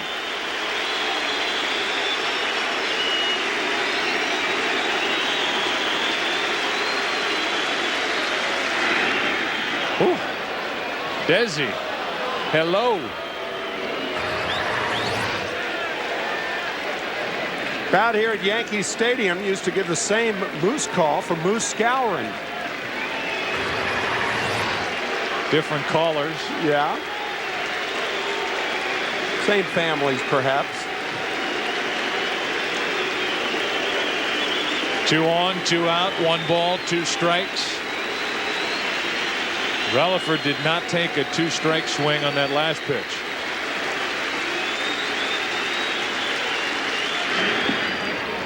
Two and 2 and blocked by Posada. On deck is Alfonso. On the bases, Pratt and Ordonez.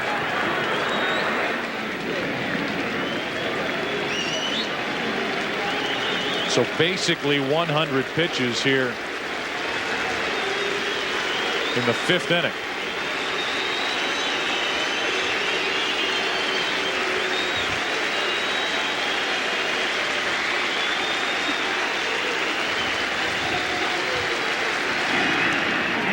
And Relaford spoiled it.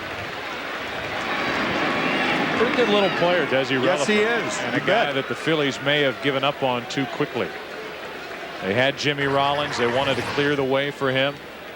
Relaford made a stop out in San Diego, and the Mets did well to sign him as a bench player. Little emergency swing right there, but he is a very adaptable player, starting at third today for the injured Ventura.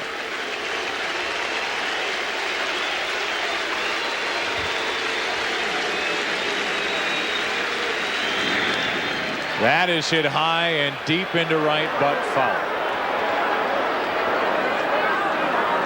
Not all that deep, but it was high and it was foul.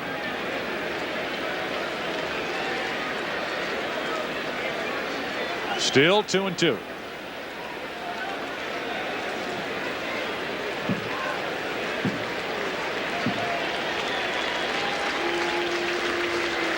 Another chance for the Mets. They have stranded 3. Lost a man stealing. Strike him out, throw him out, double play. All-Star game in 3 days. And Relaford trying to put the Mets out in front. And Messina and Posada cannot get together. Plate coverage is good at dining room tables and in the batter's box. And we have seen Desi Relaford on the changeup off the plate away, foul a ball off, and then foul off an inside fastball. A lot of times, instead of getting together on particular pitches to call, pitcher and a catcher are far apart on where to throw the next pitch, location. Another 2-2. And a little fly ball into left. Messina gets around another tight spot. Tim talked about how hard it is to play left field. Shane Spencer just proved it with that catch. That's nice. Good way to go to break. No score. America, are you ready for your 2001 All-Stars? Sports' biggest night. Unbelievable! The summer's biggest event. Oh, yeah! In just 3 days, the 2001 All-Star Game, only on Fox. Fox Saturday Baseball is brought to you by B.F. Goodrich Tires. Take control. By Rolaids. Rolaids, R-O-L-A-I-D-S, spells relief. By Napa Auto Parts. Napa, we keep America running. And by Mercury, now at your local Mercury dealer today.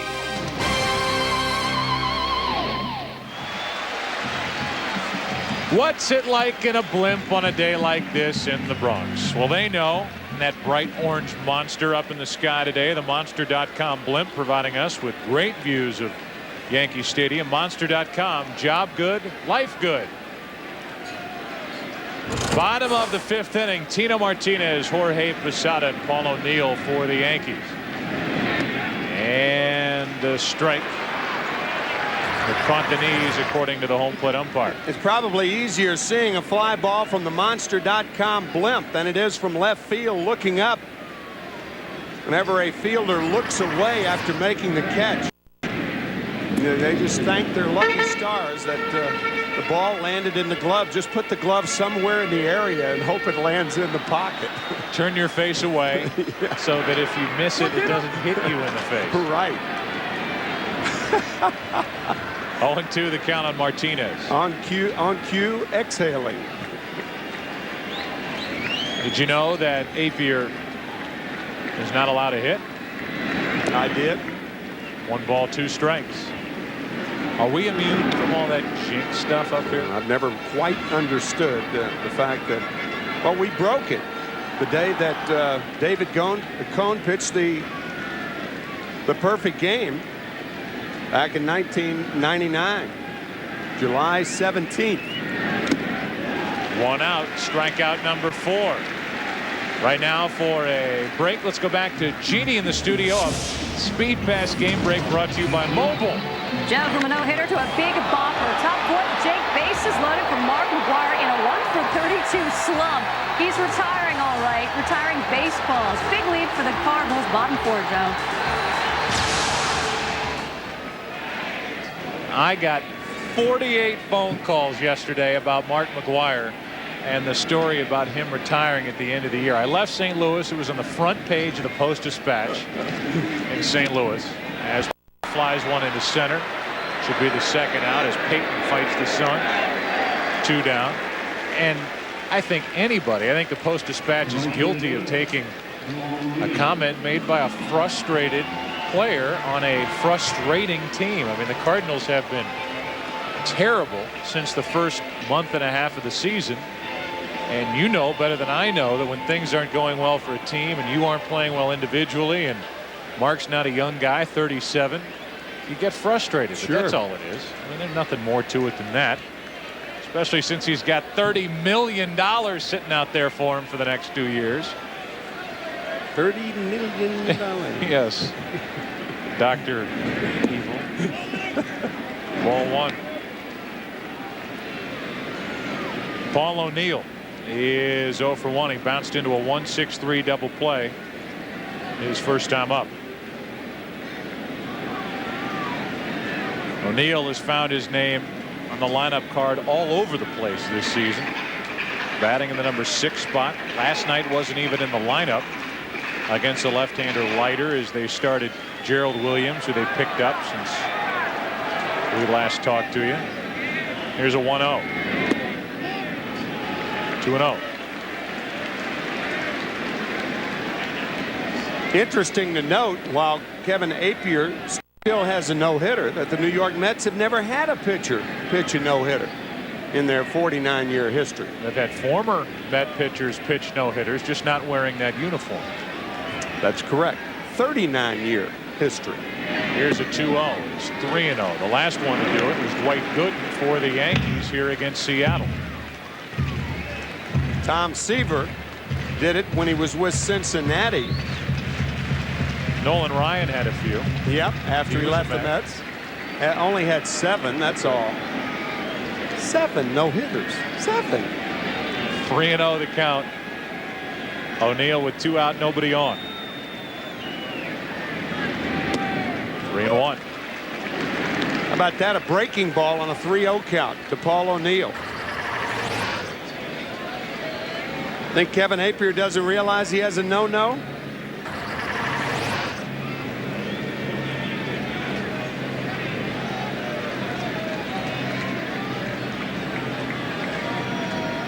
Here's a 3-1 to the right side and foul. Just foul.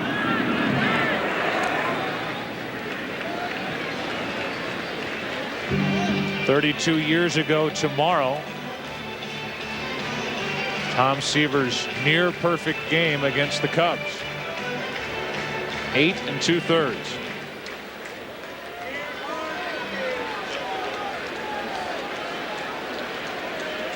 Three balls, 2 strikes, 2 out, nobody on as Appier tries to battle back from a 3-0 count.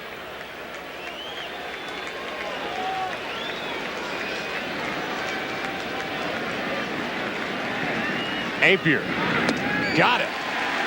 87-mile-an-hour fastball, and O'Neill went up and after it, and he's gone. 5 strikeouts, no hits, 1 walk. 6th inning, no score. 6th inning of a scoreless game. Our A&W fan cam, Ella Fitzgerald. It's lovely going through the zoo. It's very fancy on old Delancey Street, you know. The subway charms us so when balmy breezes blow to and fro. And tell me what street compares with Mott Street in July. Sweet push carts gently glide. Great big city's a wondrous toy. Manhattan. Just made for Ella Fitzgerald.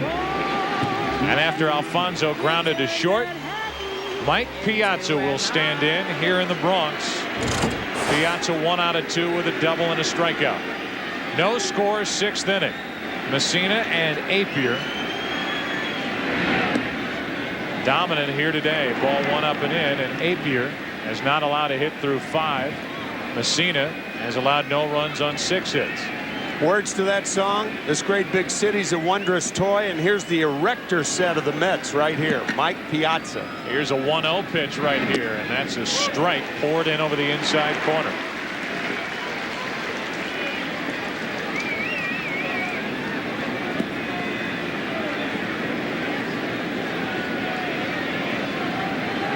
Mike with 21 home runs on the season.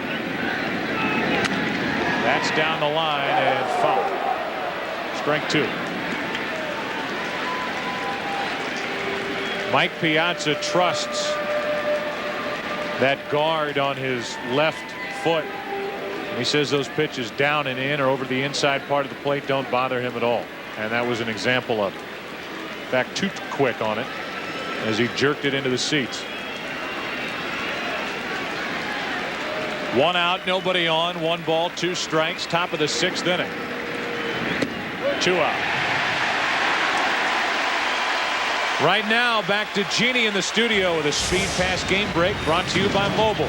Joe, Mark McGuire giveth the Cardinals a 4-run lead. Kenny Lofton taketh away. Bottom 4, the 3-run shot off Andy Bennis. And we're all tied up now. Bottom 4. Everybody has 6. Joe? Jeannie, thank you. Disappointing season for Andy Bennis, to say the least, and now Mark Johnson stands in with 2 out, nobody on. Ball 1. Joe, we talked about how Mike Messina is a east-west pitcher. Look at him hit the mitt of Posada for strike 3 against Piazza. He was on the far east coast with that pitch. Man. Now goes to 2-0, and he has barely missed with the first 2 to Johnson. We may have seen Mike Messina pitch his best game ever when he struck out 15 against the Cleveland Indians in the 1997 American League Championship Series, Game 3 in Cleveland. 15 strikeouts, 7 innings pitched. An LCS record, 2 shy of a postseason record. Set by, there's a strike over the inside corner. Gibson in 1968. It's his 17 against Detroit.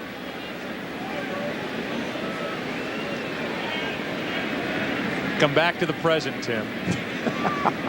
Work this game. Don't think about that game.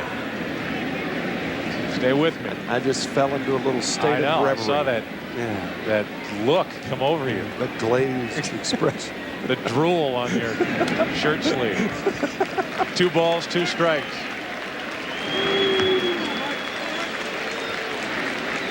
Zeal will be next if Johnson can keep this top of the 6th inning alive for the Mets.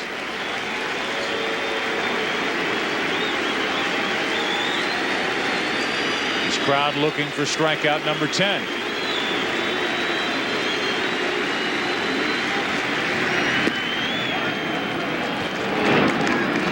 Full count.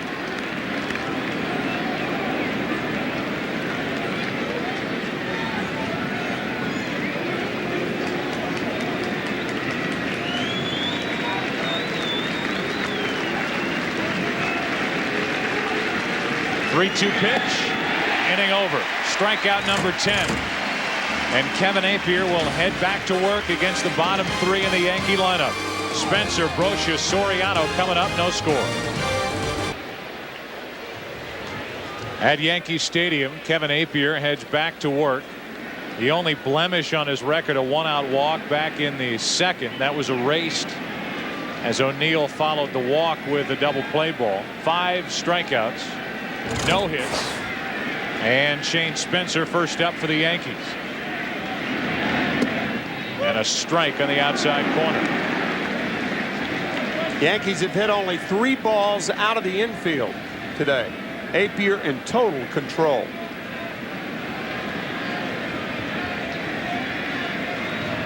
On 0-1.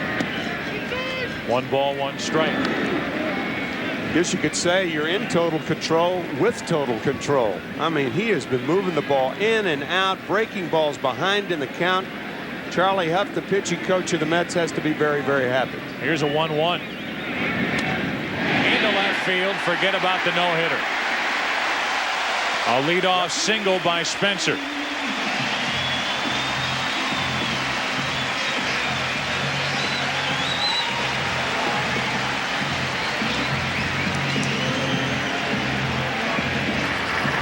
One of the few pitches that the Yankees have seen in the middle of the plate.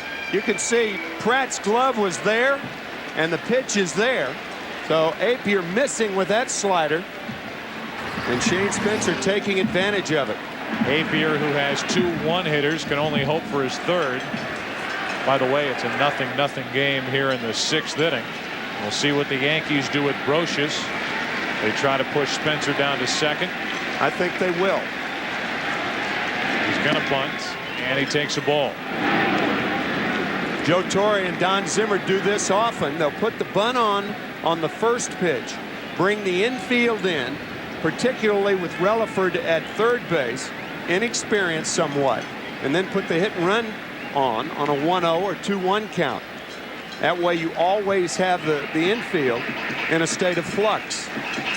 Teams with no-hitters all time in their franchise history.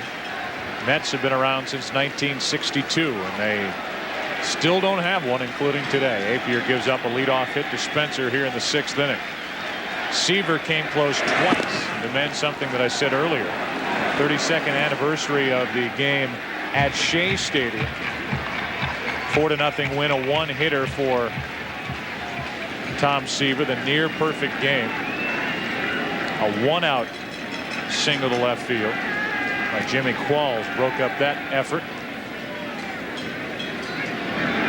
Brocious dropped the bunt. It is perfect. Zeals only played to first, sacrifice good 3-4, and the go-ahead run at 2nd with only 1 out. Seaver went as far as 8 2/3 one day at Wrigley, when with 2 out, Joe Wallace had a base hit to avoid the no-hitter there. That is a blueprint by Brocious. You can see the bat in fair territory, the ball in fair territory, and the sacrifice successful. That's one of the great descriptions I've ever heard of a baseball play. Catch the ball with the bat when you're bunting. I think it says a lot for Soriano here that they bunt with Brocious to get the go-ahead run Spencer into scoring position for Soriano.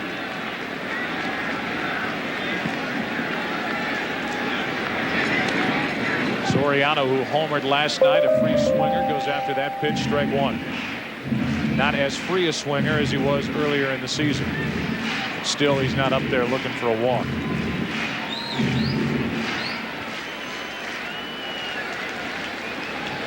The other scores brought to you by Lamisil. As you saw, the scores shooting across the bottom of your screen, and the promotion for Tuesday night's All-Star game in Seattle. Leadoff hit, good bunt, an 0-1 pitch to Soriano. 1 ball, 1 strike. Alfonso fly to center, his first time up.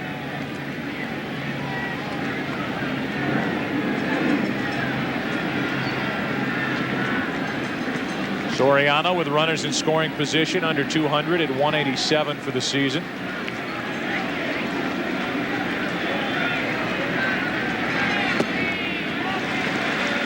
Two balls and a strike.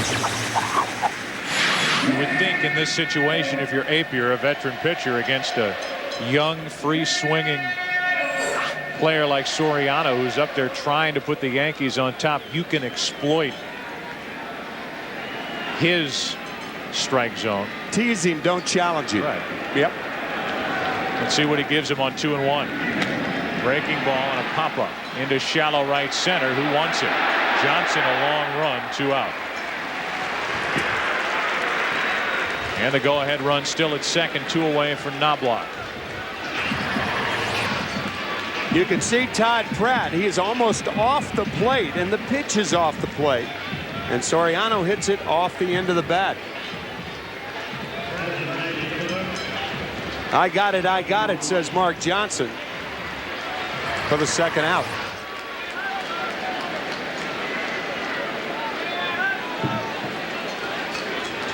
So now it's Knobloch. Chuck has only 28 RBIs and an average of 252.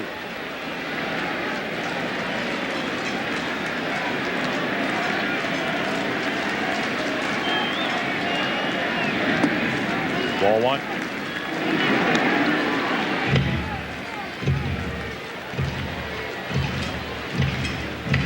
Apier definitely stringing together back-to-back strong starts. He's been good over the past few weeks.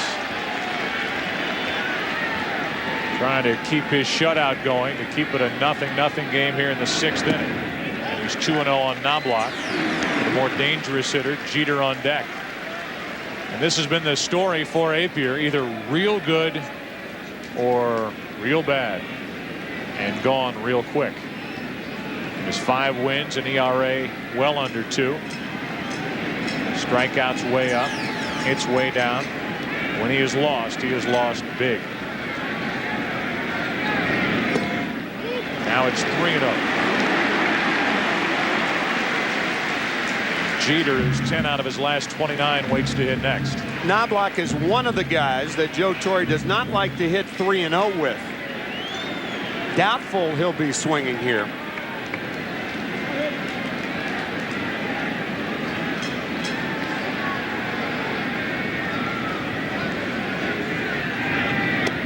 Three and 1.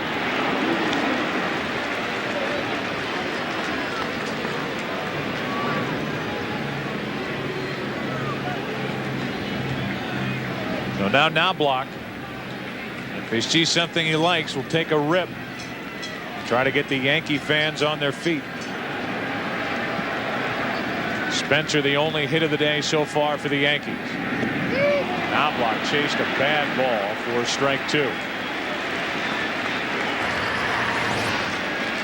Uncharacteristic of Knobloch, whether he's going good or bad, that he would swing at a pitch like that when the count's in his favor. Gary Denbo, the hitting instructor on the left. Hate to have a check swing with the count 3-1. You can understand that 0-2, 1-2, but not 3-1. Talk about a sure sign of a guy pressing. Yeah. Talked about the non-trade with Seattle. His own performance on the field with his on-base percentage, his average dropping since the first month of the season. And he put the Yankees on top. Continue the inning for Jeter.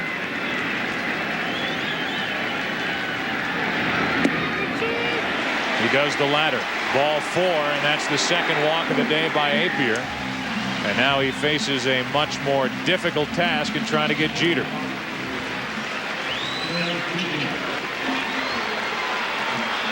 .294 average, 41 RBIs. And the All-Star stands in with 2 on, 2 out.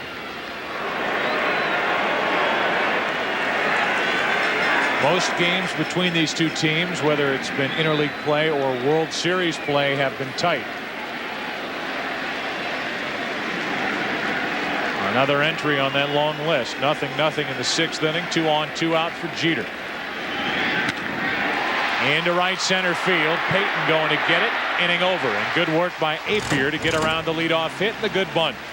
Fox Sports, home of the 2001 Major League Baseball All-Star Game, returns to Yankee Stadium after a break from your local Fox station.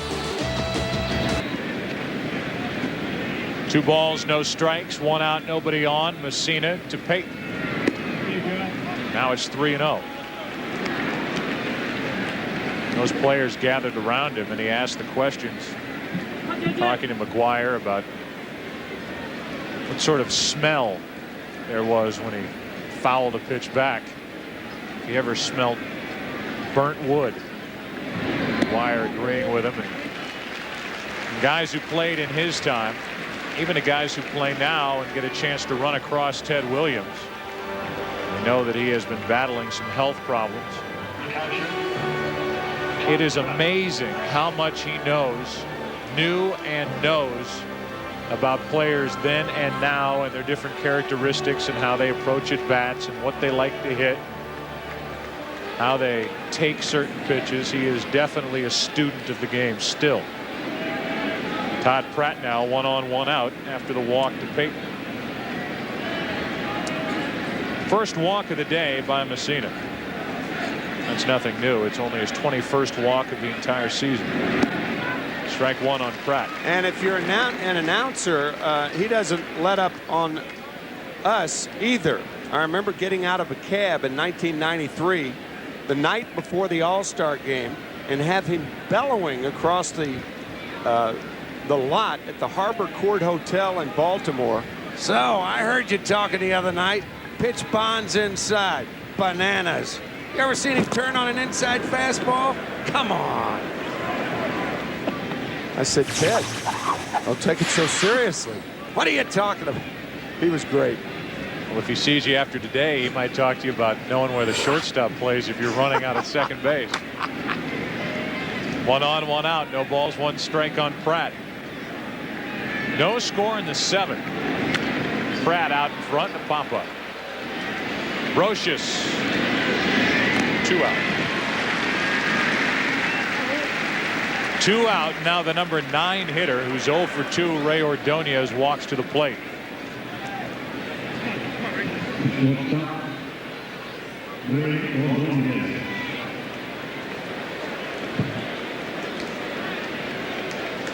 Ordonez is grounded out, reached on an error, and as we talked about at the time, could have gone as a hit or an error. A smash to the second baseman Soriano, who could not field it.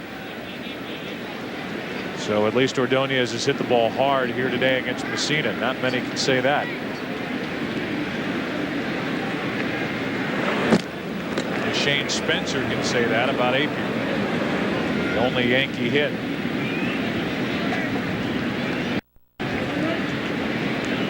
Bullpen's quiet here in the 7th inning. 2 out, a runner at first, and Ordonez. This would be a time to run if you felt so inclined.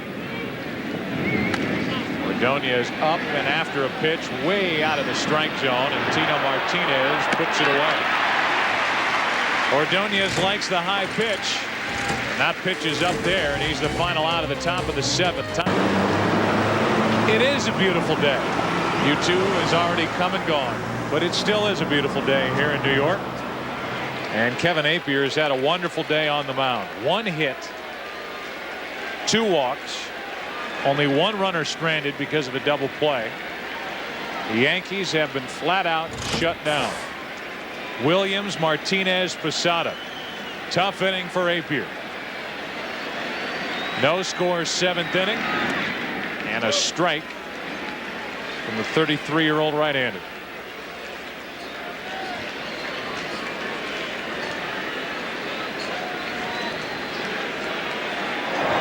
Action for the Yankees is Jay Watase. The right-hander gets loose. Throwing right-hander that picked up from San Diego. Messina has a season high of 120 pitches in any one game. He is at 119 right now. So they're paying attention to the clicker down in the dugout as Messina is getting close. 1 ball, 1 strike on Williams. And Joe, it stands to reason that when a day game is played after a night game, the pitcher, in theory, has the edge, because the night before, while the players were playing, the pitcher was sleeping, particularly a starting pitcher. 2 balls and a strike on Williams. It's certainly true today, isn't it? Especially on a Friday night in New York.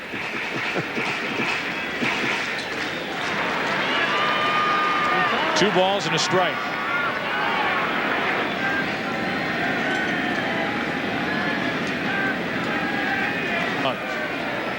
one of the hottest hitters in the game right now.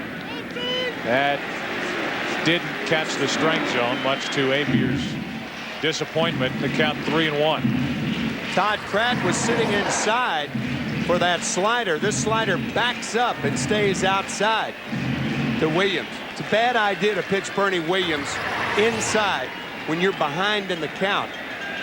He could put the Yankees up with one swing of the bat. Now watch out here on 3-1. Gunning for it. Apier had him out in front. The count full 3-2. How hot is Bernie Williams? Well, he's too darn hot.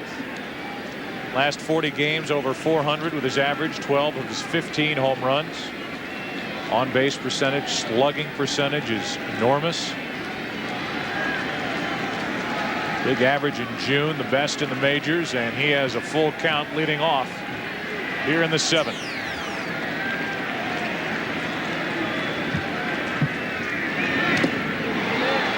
Pratt cannot hang on as the foul tip keeps Williams alive. Trying to come inside with that tailing fastball, tying Bernie Williams up, and it went off the webbing and on the right toe of Todd Pratt.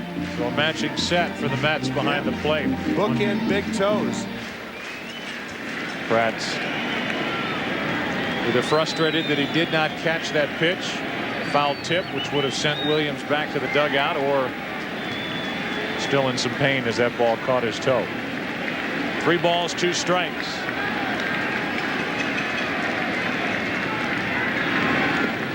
And now Bernie Williams has reached base via a hit or a walk in 41 consecutive games.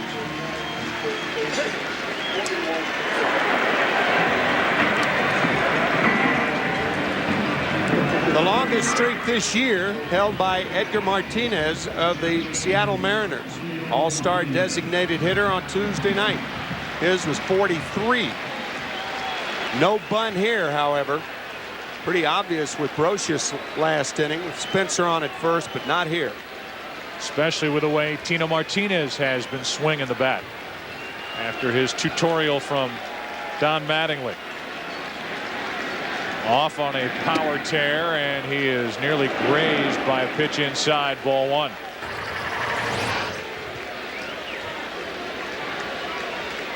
Wow, that was close. Woo.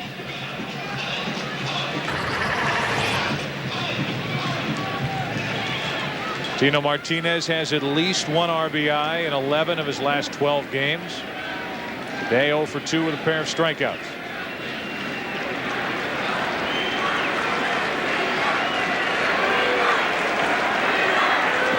The 1-0. Nicely played by Pratt. 2-0. Pratt still limping around with that sore right foot. That's a fine play right there.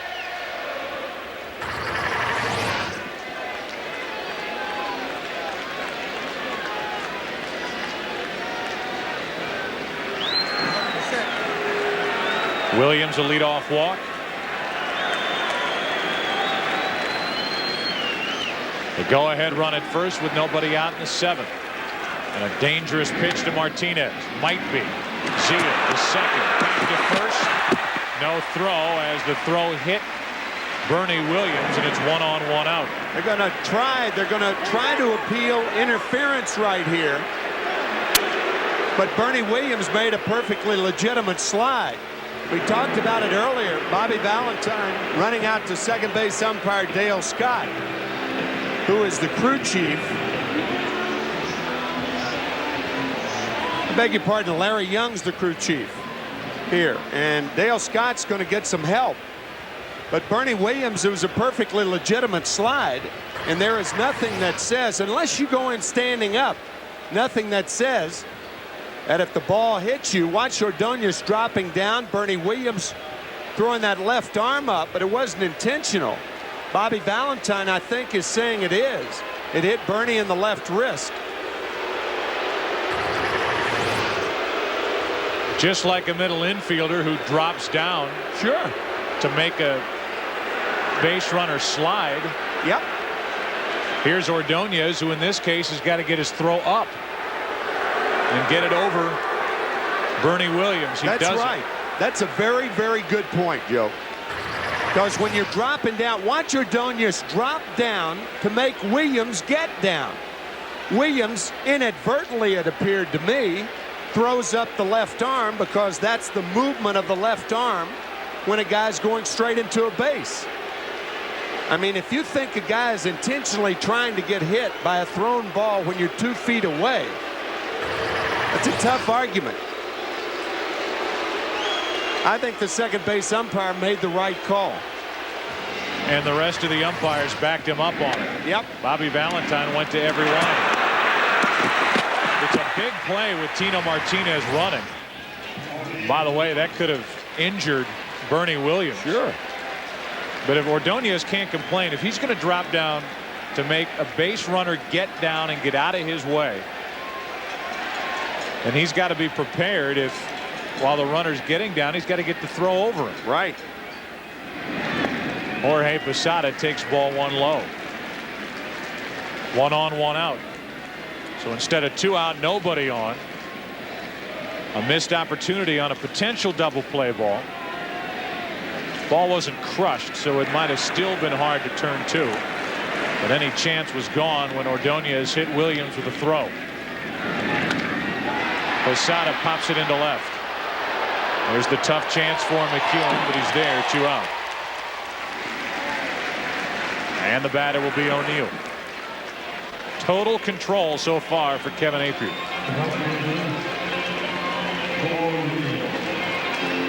Trying to get through the heart of the Yankee lineup. And the 3 guys that we came on the air talking about, Williams, Martinez, and Posada. 3 big reasons why the Yankees have won 12 of their last 14, 9 straight, and have a game-and-a-half lead in the AL East over Boston. Here is O'Neill, who has 12 home runs on the season. Ball 1.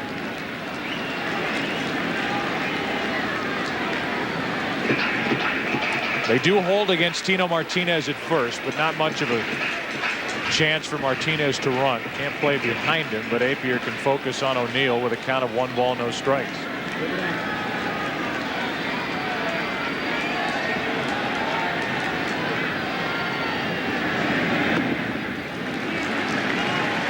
Two balls, no strikes, and Pratt's going to go talk to Appier with Shane Spencer, who has the Yankees' only hit of the day on deck.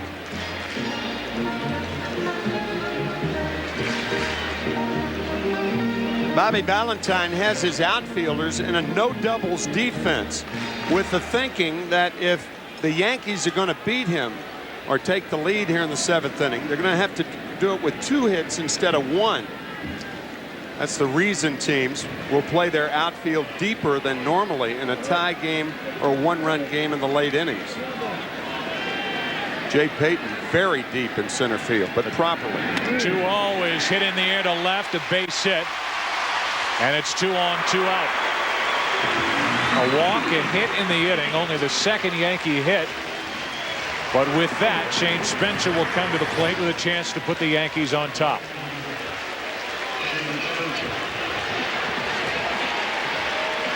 It's like a quarterback taking that 10 or 12-yard pass in front of a prevent defense. Paul O'Neill taking the single. Obviously, that's not the thinking there, but that's a broadcaster's rhyme right there. It sounded good.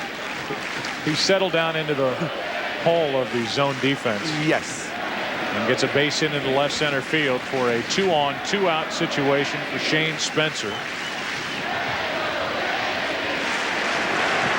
And the Yankee fans want to see the first run of the day. Spencer 12 RBIs on the season. Tried to hold up, strike 1.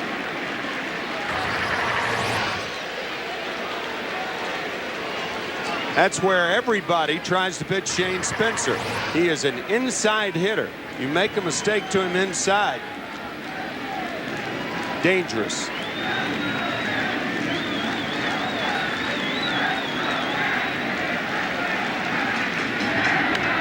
Now it's 0-2. Appier 5 strikeouts on the day. Brocious is on deck right now. It's up to Spencer to try to keep this inning alive. Got to wait for a mistake from Appier, who has not thrown many mistakes to the plate.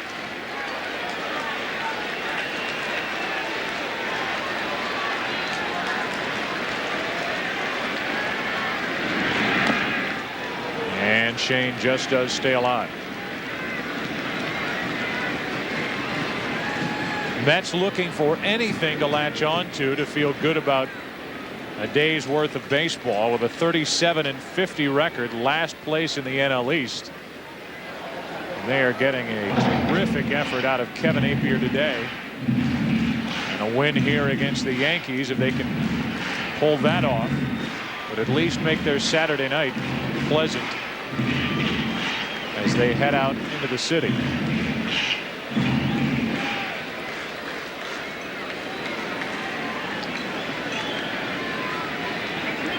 No balls, 2 strikes on Spencer. Appier has allowed only 2 hits, 3 walks.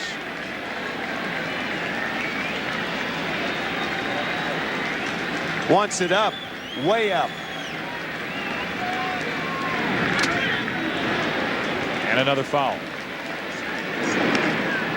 Once Todd Pratt gave the signs, he motioned with his mitt up, up. Usually that means high. Appier may have, right there, that means keep it up. Appier may have shaken off location there.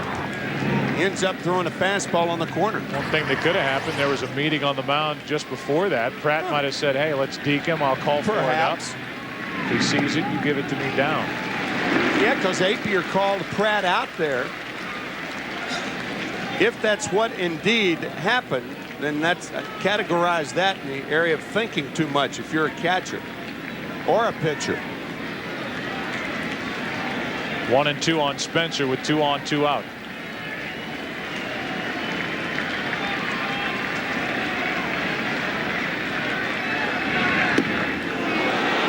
Two and 2.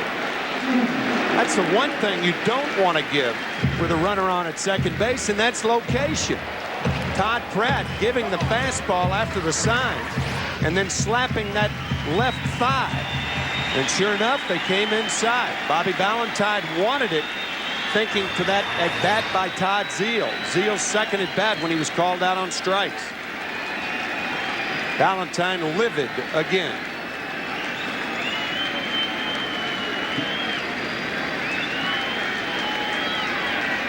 Somebody's going to call time. It's Spencer.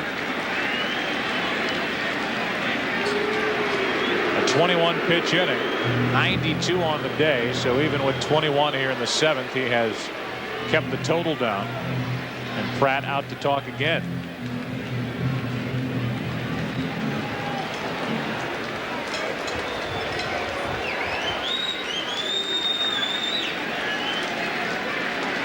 Valentine has walked 4 miles down in that dugout today. Hoping Appier can get Spencer to end the inning. He can. Delayed strike 3 call, and now Spencer gets in the face of the home plate umpire. It has been a rough day for young Andy. Saturday baseball, Chipper Jones and the Braves take on Manny Ramirez and the Red Sox as both teams try to keep pace in their tight division races. Then Thursday, Manny and the Red Sox return to take on the Mets. That's at Shea. A Thursday night baseball interleague showdown on Fox Family Thursday. Watch the entire baseball season unfold across the Fox networks. Jay Watasic is the new pitcher for the Yankees, a 6-2 record overall. And Watasic, a hard-throwing right-hander the Yankees picked up from San Diego.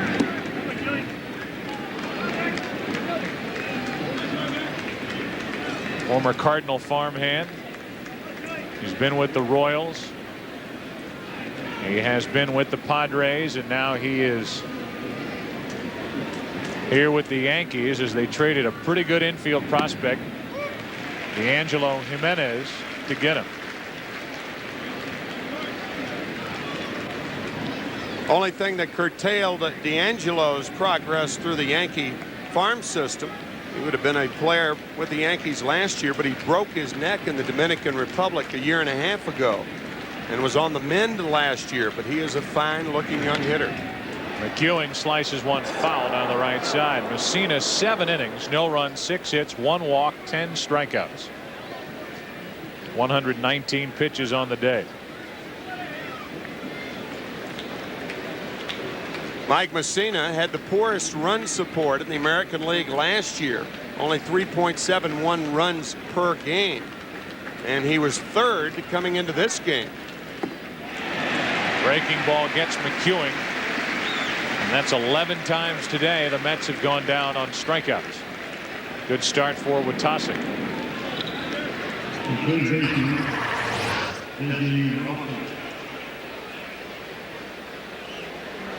Longest hitters will continue to go after sliders, breaking balls off the plate.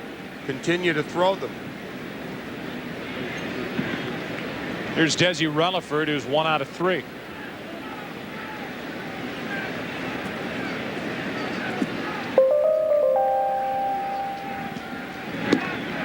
Relaford takes ball 1.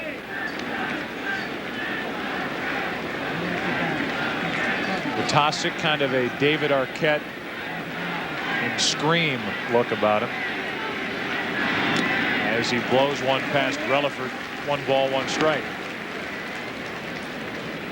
Mariano Rivera sitting, watching, and resting out of the bullpen, and he's had a little more rest since the 2 acquisitions from the bullpen for the Yankees. Not only Watasic, but Mark Wohlers. Mike Stanton on your left will head to the All-Star game, as deserving as any middle reliever or setup reliever in the game. 2-2, and as valuable a Yankee as there is on this team. You bet. In many ways. Said it a couple of weeks ago. In my view, prior to his All-Star selection, and it will be his first All-Star game on Tuesday night, Mike Stanton was the most underrated reliever in the game. And even with that selection, he may still be. Now people try to pick apart his season and say why he doesn't deserve to go. Mike Stanton will join Paul Quantrill. Middle relievers, setup relievers. Quantrill 7-2 with an ERA of 2.2. The ERA for Stanton outstanding, a ton of work. Oh, the home plate umpire might have pulled a back muscle flinching on that. 3 balls, 2 strikes.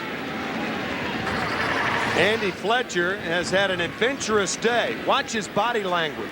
Whoa! When they raise up like that, they're fixing to punch you out. 3-2 pitch is popped up and out of play. Do you see any David Arquette Scream with Watasic, especially with the stash he's got growing now? A little bit. Yeah. Oh. Yeah, I do. A little bit. Right.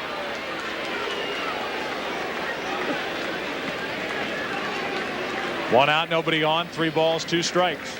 And a 1-out walk.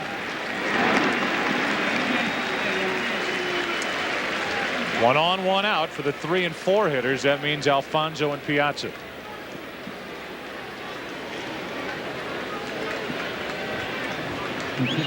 Bad boy fell asleep for a moment, so Alfonso takes his time getting into the batter's box. And Edgardo looking down at John Stearns, the third base coach, to see if the Mets put a play on here with a runner at first. Decent speed with Relaford and 1 out. Not a bad idea to put Relaford in motion, particularly now with the count in Alfonso's favor.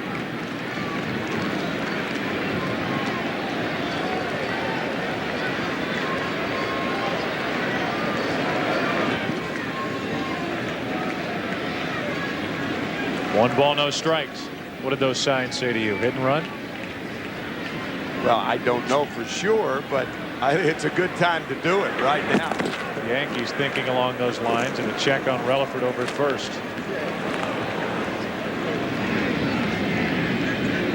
Well, if you have 1st and 3rd, and that's the primary reason for the hit and run, 1st and 3rd, and Piazza's batting, And first base isn't open, but second is.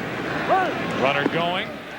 Alfonso takes the pitch, and Relaford steals a base, and he's there with one out. Desi's 8th of the year. We don't know whether Alfonso missed the hit and run or if this was a straight steal, but Relaford with an excellent jump. Piazza or Posada upset, and now not a thought of pitching around to Alfonso. Tosic will try to get him because he does not want to see Piazza up there with 2 on. Here's a 2-0.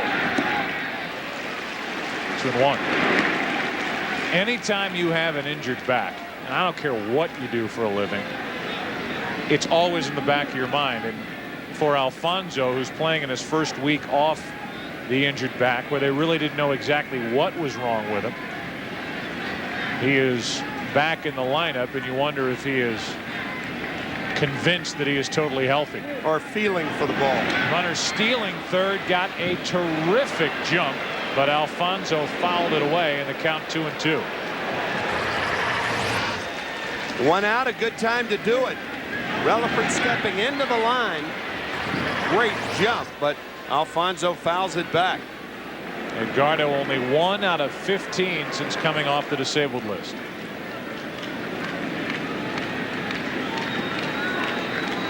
You can tell by his swings, he looks like he's feeling for the ball. It's not that free and easy cutting the bat loose. On 2-2. Alfonso flies one into right center. O'Neill back to get it. 2 out. Tagging going to third is Relaford, and he'll be there for Piazza.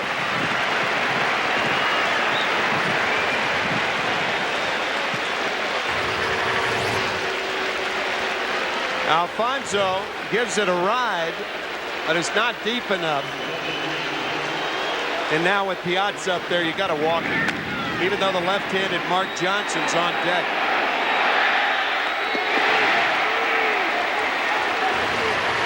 And that is the decision by the Yankees. Pretty clear right here. No way can Mike Piazza beat you with all the other Mets either injured, particularly Robin Ventura. And it will be up to Mark Johnson.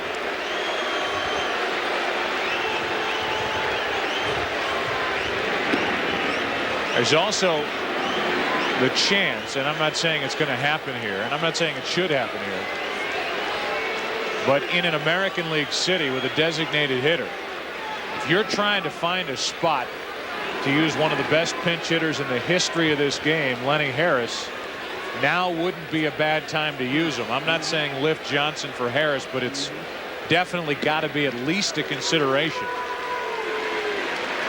for a guy who's number 3 on the all-time pinch hit list, but not even a thought, evidently, as Harris is just hanging out watching the game, and it's up to Mark Johnson, who today is 1 out of 3 with 2 strikeouts. Lenny kind of peeking down and seeing if Bobby Valentine is going to make a call, but nope, it'll be up to Johnson. It's certainly not a bad consideration. So it's Johnson with a chance to put the Mets on top. Another reason why you might want to keep him on the bench, however, is Ordonez lurking down at the bottom of the lineup.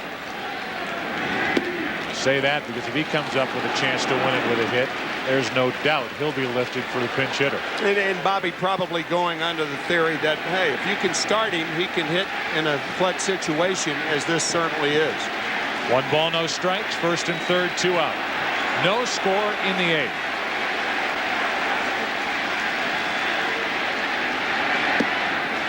One and 1.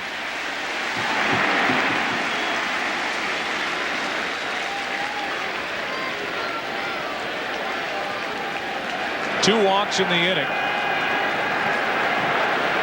has produced this situation. First and third, Watasic trying to get Johnson to end the top of the 8th.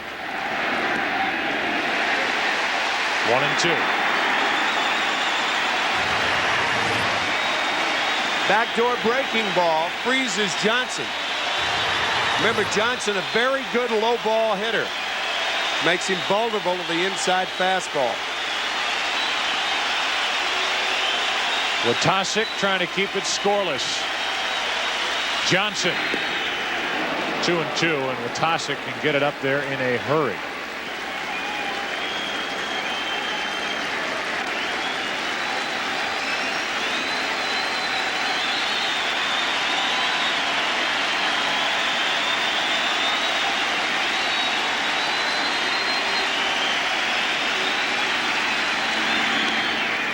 The opposite way, Spencer going to it. And we're still scoreless. An unintentional walk, a stolen base. Intentional walk to Piazza, and Johnson could. The great views from above you're seeing of today's action are being brought to us today by Monster.com's East Coast Blimp, Trump. Monster.com. Job good, life good. Defensive change for the Mets as Timo Perez comes in the game. He's in right field. Mark Johnson will leave frustrated. He had a chance to put the Mets on top and fly it out to left against Witasic. And we're still scoreless. Bottom of the 8th. Brocious, Soriano, and Knobloch for the Yankees against Apier. What a day for Kevin Apier. Ball 1. Any sign of a rally? Look at the starters for the afternoon. Great work by both Messina and Apier. Any sign of start of a rally, and Rivera will start loosening for the Yankees. That might fall in. Shallow center. That is caught. Dropped. Brocious to second. The throw. Got it. One away.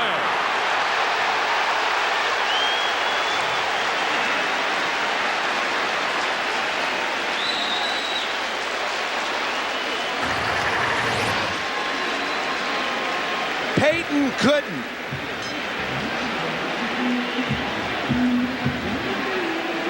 That is a terrific play by Timo Perez, shadowing the play, and watch how quickly he gets to the ball when the ball tumbles out of Peyton's glove. Barehanding it. That was Edgardo Alfonso, I beg your pardon, not Perez, the right fielder. That could have gone either way, just like the call at second base that the Mets had earlier on the stolen base attempt by McEwing. Terrific heads-up play by Edgardo Alfonso. So a base hit, the put out 4-6. We showed the throw by Alfonso, the second baseman. And now with 1 out, nobody on, here's Soriano, who's 0 for 2. 1 ball, 1 strike.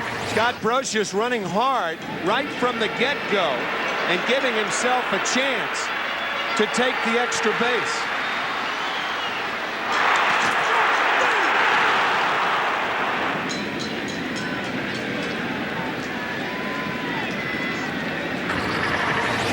One ball, 1 strike, 1 out, nobody on. 2-1. The effort by Peyton. Coming up with it, and then as he twirled around, having it fall out of his glove, you could see Brocious hesitate. It's impossible, I would imagine. You've been out there not to watch the play as you're running the bases to see if it's a hit. Yeah, absolutely. You have to watch the play to determine whether you can take the chance to take the extra base. So the effort by Peyton looked like it slowed Brocious just enough to get the out at second, and Soriano has a 2-2 count.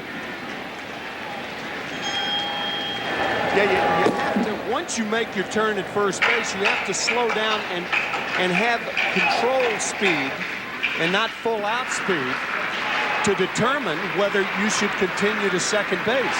It's understandable. Soriano now with 1 out. Saw John Franco getting loose for the Mets. 2 out. Soriano strikes out for the first time today, and that's 7 strikeouts for Apier. We're going to try to show you the hesitation Joe referred to. Brocious looking at the ball, and right here decides to turn it on.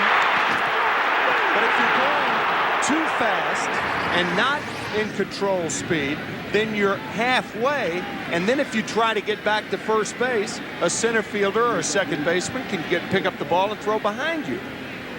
Here's Knobloch with the bases empty, 2 out. And a strike floats in from Apier. Knobloch 0 for 2 with a walk. The degree of turn around first base, the turn you make around first base, depends. Everything goes from left field on. If it's in left field, you can go halfway. If it's in center field, less so. And in right field, your turn has to be short because the right fielder could throw behind you. Knobloch off the end of the bat. Payton won't get to that. A 2-out single. And now Jeter. Right off the end of the bat. Little flare for Knobloch. I just found out today that Knobloch in German is pronounced Knoblauch, and it stands for garlic. Can you imagine Larry King going on German radio? Larry King for Knoblauch. You can't you? For some reason I can. Hello, Frankfurt. Well, here's a spot to run. You've got Knobloch at first with 26 steals. Jeter at the plate and Pratt behind the plate, who's thrown out only 1 out of 12 potential base stealers.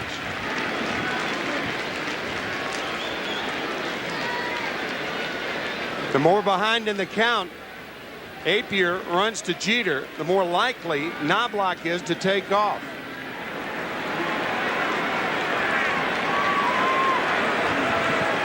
Not going as Jeter shoots it foul.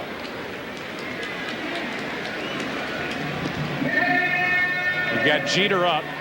The switch hitter Bernie Williams on deck. Franco in the bullpen. This could very well be Apier's last batter one way or the other.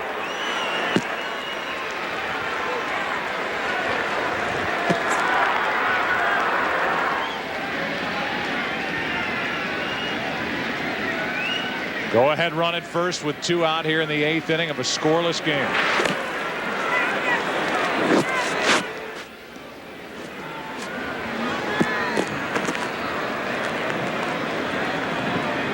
Again, Pratt 1 out of 12 in the stolen base department. Piazza 16 out of 88. As a team, the Mets have thrown out only 17% of potential base steals. Oh, a strike called on the inside part to Jeter, and that makes a big difference in the running situation. Instead of 2-1, it's 1-2. Usually a catcher will not get a strike like that for a pitcher when he has to cross the plate. Andy Fletcher has shown to have, or been shown to have, a wide strike zone today. Knobloch's got to run right now, doesn't he? We'll keep an eye on him at first with 2 out. And he was leaning. He was leaning, and Apier threw over. Knobloch able to get back. You could see that little nudge with the right leg. Knobloch probably was going. The throw over to first base. Almost has to run in this situation. And because of that, a pitch out. That evens the count, and the Mets may have pitched out into even more of a running situation. 2 balls, 2 strikes, 1 on, 2 out. Go ahead run at first right now.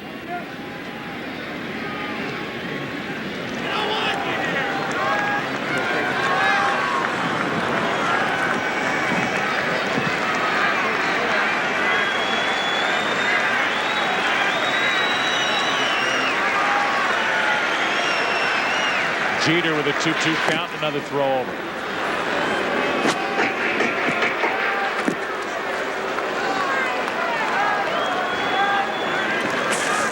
Knobloch 26 steals, another sign he may be running here. Rivera is starting to loosen in the bullpen.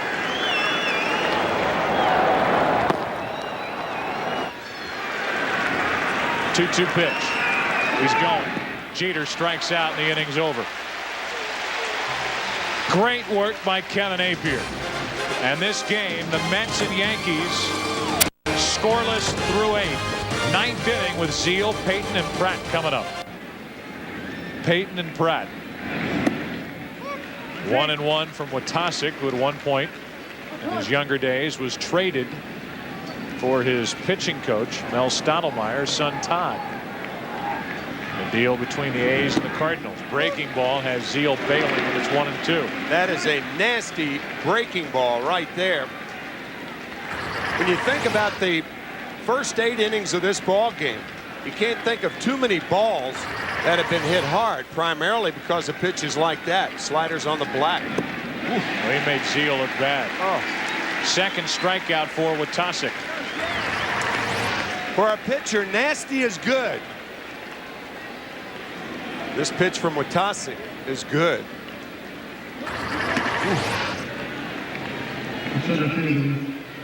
Here's Payton now 0 for 2 with a walk. Jay is fly to center, struck out, walked. That was his last time up. The Mets, by the way, are 1 for 8 with runners in scoring position today. 94-mile-an-hour fastball, ball 1. And the one hit didn't produce a run, obviously, as it was Piazza running, and a hit up the middle by Zeal. After a leadoff double did not produce the run. Payton had the chance with first and third, 1 out. But he flied into shallow center. That was way back in the second. So more of the same for the Mets.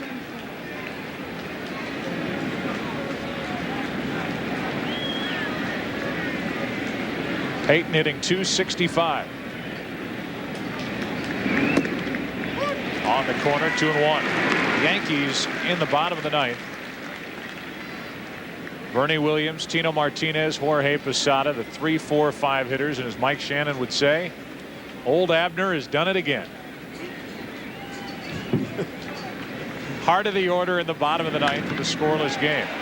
Into right, O'Neill, 2 out.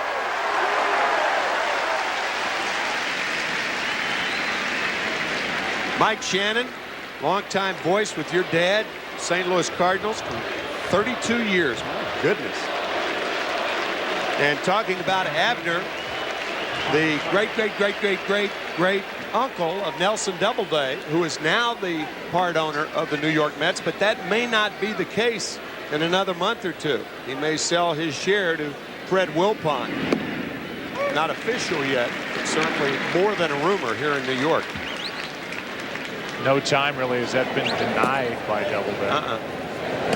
Franco still loosening. Stanton has been loosening for the Yankees, but Witasic's doing just fine as he's 0-2 on Pratt. This is the best Jay Witasic has thrown for the Yankees since arriving in New York 2.5 weeks ago, by far. A scoreless 8th. 2/3 of the way through a scoreless 9th. 1-2.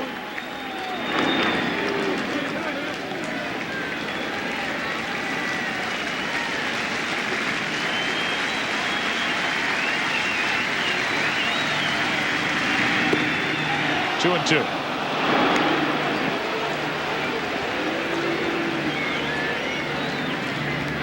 Ordonez next.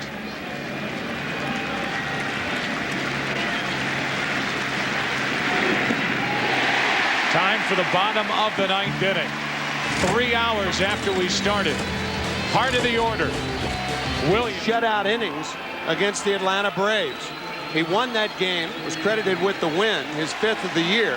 And today, he shuts out the Yankees for the first 8 innings.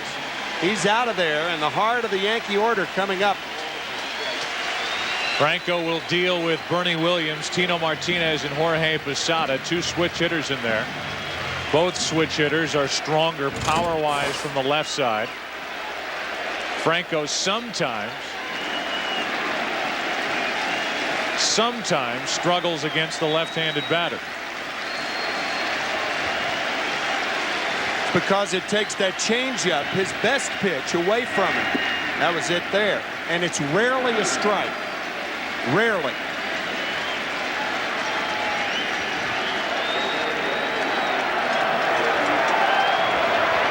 Yankees wondering if they can string 10 wins together. 1 ball, no strikes. 2 balls, no strikes.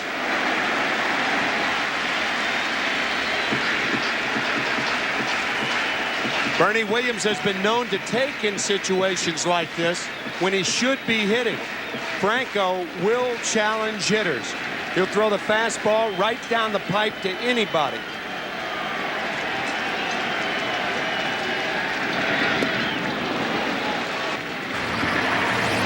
That was a changeup right there. Strike zone.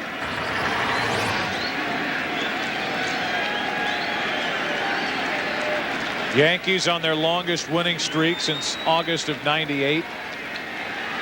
An incredible year with 125 total wins through the World Series. Here's a 2-1 delivery. And it's 2-2. Franco following the changeup with a 2-1 fastball right there. When you're looking for that changeup and you get an 88-mile-an-hour fastball, it looks like it's 188 miles an hour. So it was 2-0. Now it's 2-2. Williams is gone, and a good start for Franco here in the 9th inning.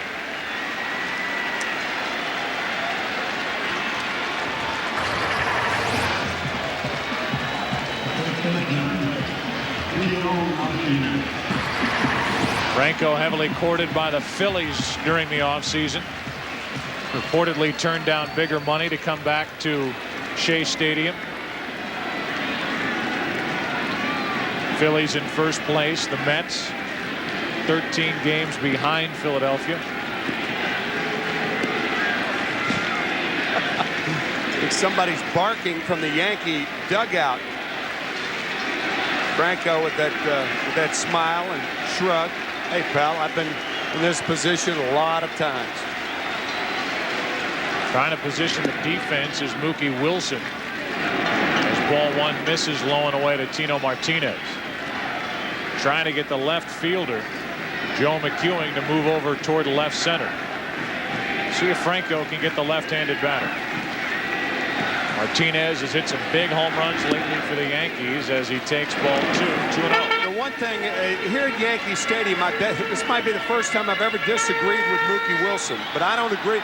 I think what you have to do as a left fielder with a left-handed batter up is play closer to the line, because if you hit a ball to left center, it's going to tail back into position. Here's a 2-0.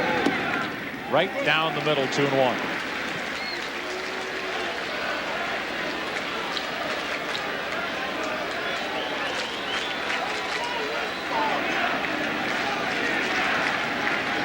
Mets fans hoping they get a chance to walk out of this stadium with their chests puffed out, proud of what their Mets did on a Saturday afternoon in the middle of a frustrating season. And if that is to happen, it's going to take extra innings here today. 2 balls, 2 strikes on Tino Martinez with Jorge Posada on deck. If this game goes to the 10th, it'll be Ordonez, McEwing, and Relaford. Anybody gets on Alfonso for the Mets in the next half inning.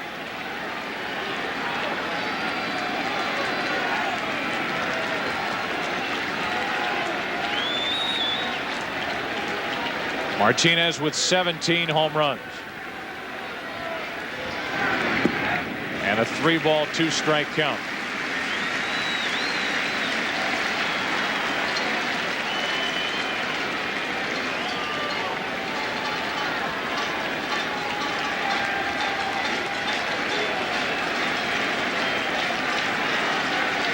Here it is with 1 out. Tino Martinez pops it up into right, and that'll jump out of play. Going up to try to get one and drive it out of the park. It's still a full count. I think that's exactly what he was trying to do. Anything inside, I'm going to hop on, even though it was out of the strike zone, and try to end this baby. Fouls it off.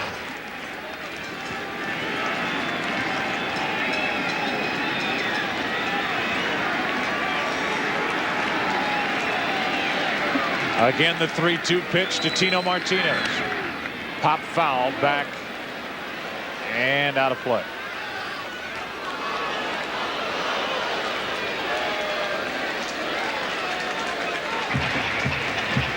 Well, if last night was a subdued night for crowd reactions, especially after a 3-0 first inning lead and an 8-3 Yankee win, the 9th win for the Yankees in a row, another loss for the Mets.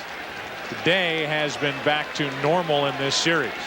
Tight game, exciting, well played. As Martinez hits it in the air to left, McEwing puts it away, 2 down. In fairness to Mookie Wilson, Mookie moved McEwing toward left center field. Joe would have made the catch anyway where he was playing because the ball's going to tail back to him. But Tino Martinez hitting that ball just about where Mookie Wilson had moved Joe McEwing. Outfield defensive positioning is so important, and the reason it's important is they have more ground to cover. Here is Posada. Last chance for the Yankees in regulation. A strike on the outside corner. An infielder can be a step or two out of position, and if a ball gets by him, it's a single. If an outfielder's a step or two out of position, more than likely it'll be an extra base hit. Here's an 0-1.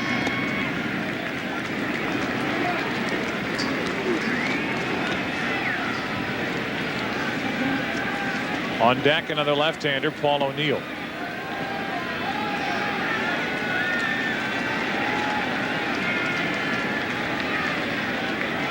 Posada has hit only 2 of his 13 home runs, batting right-handed. John Franco would rather bite the head off a rattlesnake than throw Posada a fastball to hit here.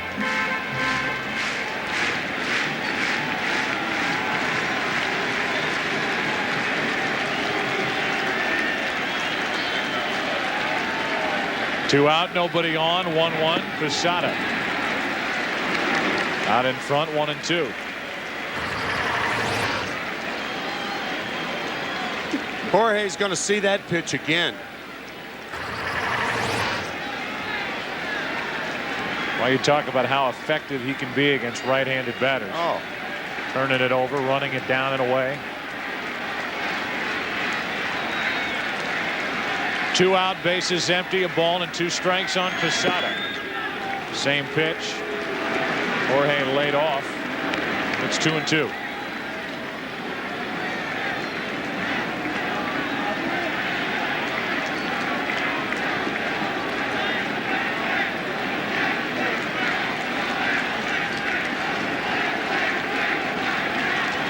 Nothing in the 9th. 2 out, nobody on. Posada takes ball 3. After chasing one of those pitches, he's laid off 2 in a row. And in all probability, he'll get the same pitch again. Looks like Rivera is going to be the pitcher in the top of the 10th inning, if it goes that far.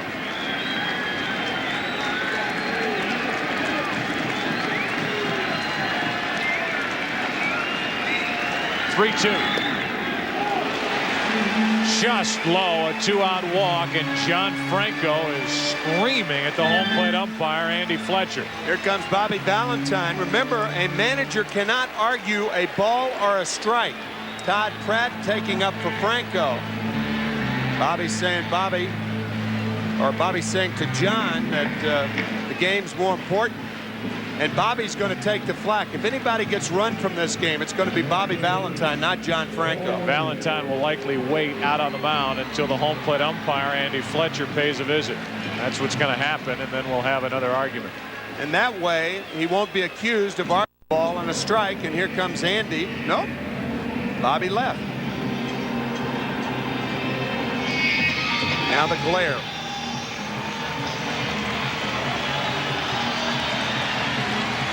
So you give Valentine a little credit there. Yeah. For not waiting, and I'll give Fletcher credit on the call. That pitch was low. Yeah.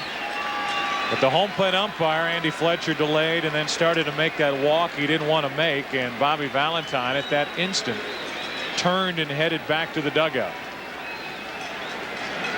Now it's Paul O'Neill with the potential winning run at first and 2 out. A scoreless game in the 9th inning. That's low, and Franco is really hot. His reaction after that pitch, he's looking in the dugout. And this is very unlike John Franco. You know, Joe, in fairness, again, Franco rarely throws that pitch for a strike. So John can't expect that pitch to be called a strike when he doesn't throw it for a strike. That's not the design of the pitch. 1 ball, no strikes. Runner at first, 2 out. 1-1. John throws fastballs for strikes and the changeup out of the strike zone, low. Umpires are like hitters. They know what pitchers throw. And they're more inclined to call that changeup low. And then that 3-2 pitch was certainly low to walk Posada. 1 ball, 1 strike, 1 on, 2 out. O'Neill, 1 out of 3 on the day. Alfonso, this game's going to the 10th. John Franco does a nice job through the heart of the order, talking to himself as he exits the field. 10th inning at Yankee Stadium. Still no score. Biggest night. The summer's biggest event. In just 3 days, the 2001 All-Star Game, only on Fox. Third-year umpire Andy Fletcher has, if nothing else, been patient, and he has been tested here today. He really has, as Mariano Rivera is in there. As a matter of fact, John Franco giving that with his left hand, giving that low sign around the knees for gesturing like that. Some umpires would run a player for showing them up. If he were a more experienced umpire, you mentioned Fletcher in his 3rd year, I think John would have been gone. Rivera, as you might expect, marvelous numbers. There's John Franco. More time, saying as that was low, low, low, yeah, low. It was low. It was low, John. Here's Ray Ordonez. Here's Mariano Rivera. And there's a fastball poured over the inside part for ball 1. Ordonez 0 for 3. Grounded out, reached on an error, and fouled out.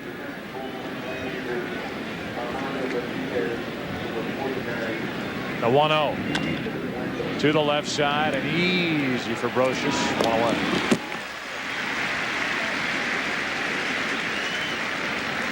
This copyrighted telecast is presented by authority of the Commissioner of Baseball and may not be reproduced or retransmitted in any form. And the accounts and descriptions of this game may not be disseminated without express written consent. Have you ever seen the word disseminated any place else other than that No. disclaimer? Nor have I. I assume that the word exists.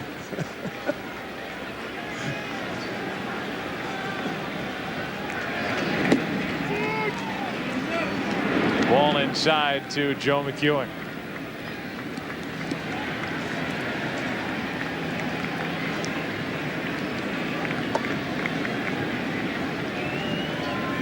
McEwing is 1 hit, 4 at bats, 3 strikeouts surrounding the 1 hit. That's off the hands, 1-1.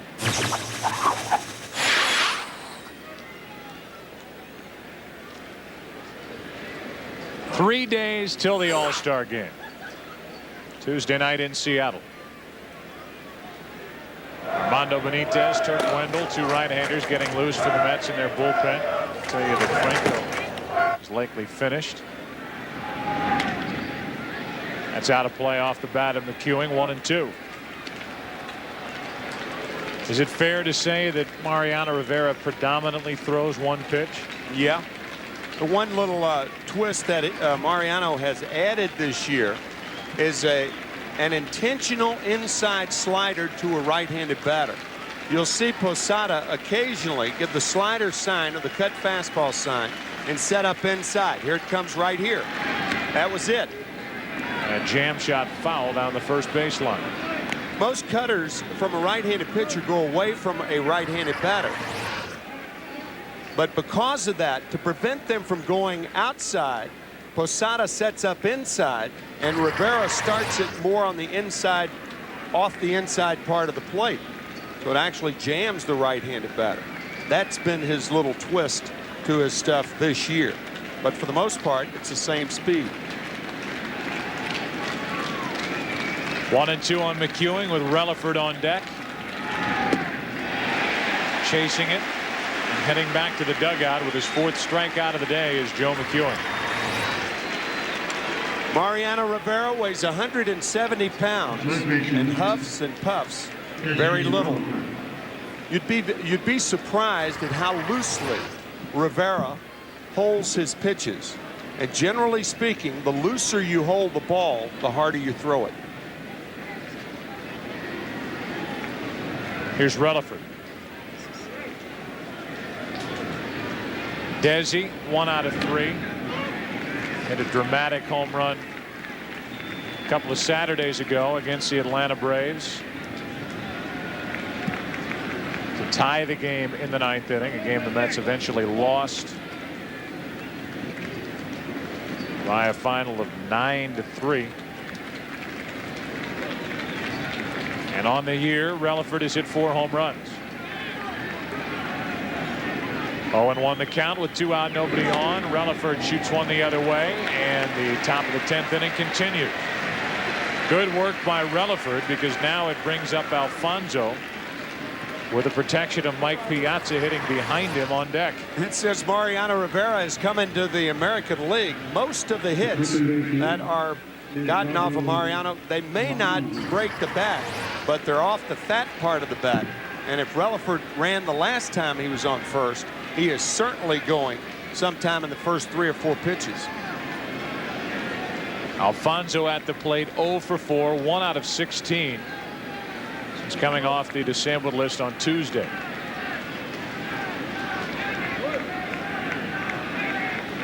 That was a disappointing series for the Mets at home against the Cubs. The Cubs taking 2 of 3. Cubs winning again last night. The Cubs bringing a 4-game lead into today's action over Houston. The Astros are getting hot. Good young pitching for Houston. 1 on, 2 out. Alfonso takes a ball. The last time the Cubs won the World Championship was 9 years before the Bolshevik Revolution. Halley's Comet has passed by Earth twice. We've gone through this. Well, I thought I'd throw the revolution thing in there, since it's about the only thing we haven't prepared it with. Here's a strike. 1 ball, 1 strike. You see that little line right there? That is what they have across the from the ballpark in Chicago, across the street. AC 12. That means 12 years ago, the last time they were in postseason play. 56 years ago, before they had a World Series appearance, or since they had one. And 93 years ago was their last World's Championship. 2 balls and a strike.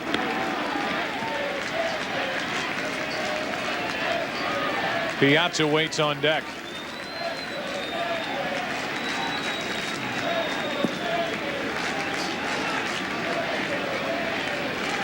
Edgardo Alfonso, 9 home runs on the year. The count in his favor, 2-1. We'll see if Relaford takes off.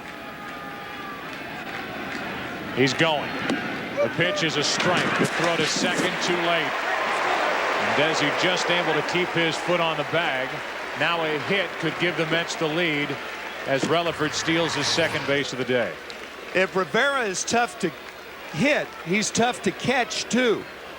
And Posada, even though Rivera throws the ball hard and gets it to a catcher, he throws high strikes. But it's tough to center his ball, whether you're hitting it or catching it. And if it's tough to center, it's tough to throw. Relaford easily in there with the stolen base. Now a hit could put the Mets on top. The 2-2 pitch to Alfonso. Still 2-2, and you can just see by the way he's walking. Yep. He is not 100% healthy. Feeling for the ball in the strike zone. And that's usually a sign that a hitter is in pain. And understandably, Edgardo with that bad lower back. It's a bad guy to face with a bad back.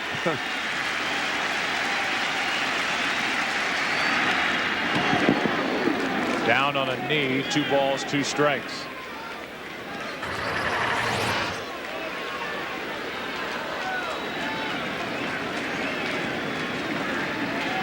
That back is bothering him.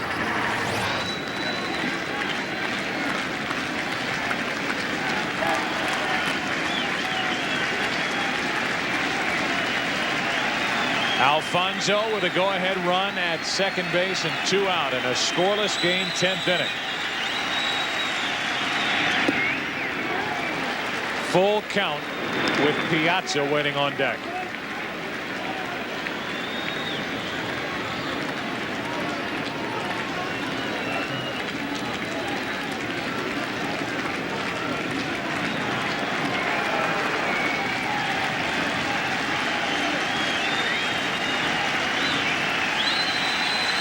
Relaford at second with 2 out, and it's up to Piazza. A hit, a stolen base, a walk. Franco wondering if he might be in line for a win. That would be the case if Piazza comes through here in the 10th inning. A double in his first at bat. He homered here last night. This is his second game back from the broken left big toe he suffered a week ago Friday in Atlanta.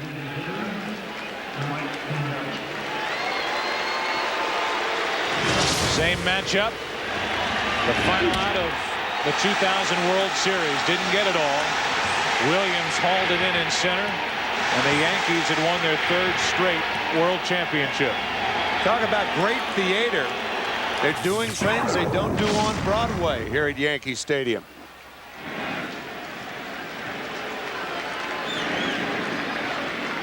And now Jeter comes in to talk to Rivera.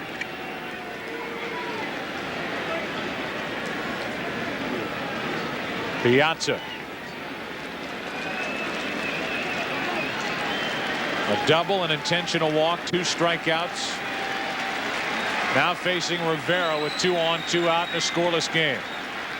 And taking a strike.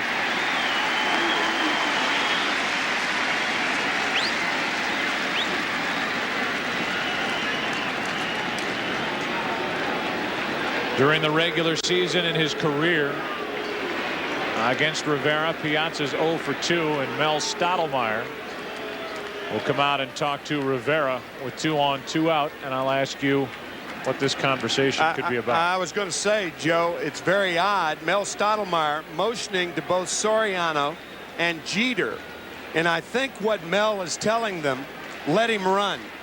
If he wants to run, we have a place for Piazza.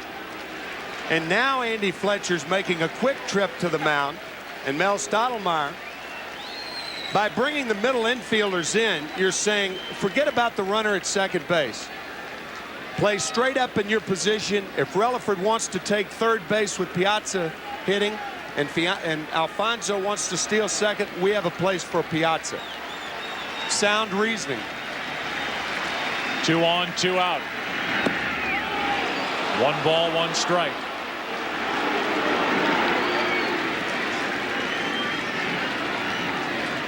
This season compared to his career, the average with runners in scoring position. Both middle infielders are spread with Relaford at second base. Piazza with a base hit into right field.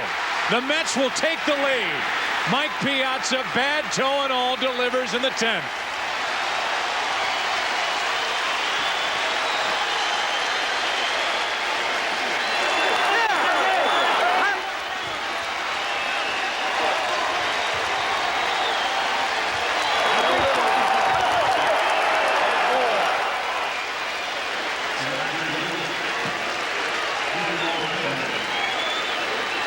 Piazza doubling to right center his first time up, and watch how he fights off this inside fastball.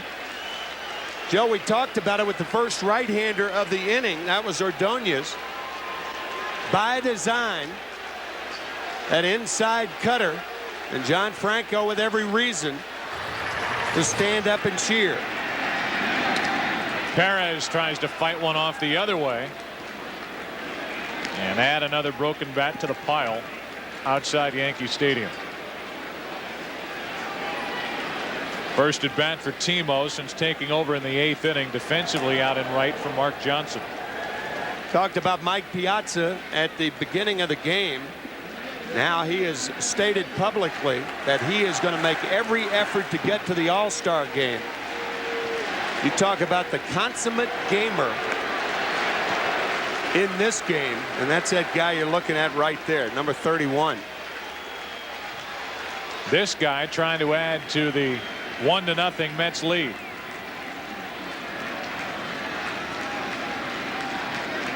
First and third, 2 out. Perez takes ball 1.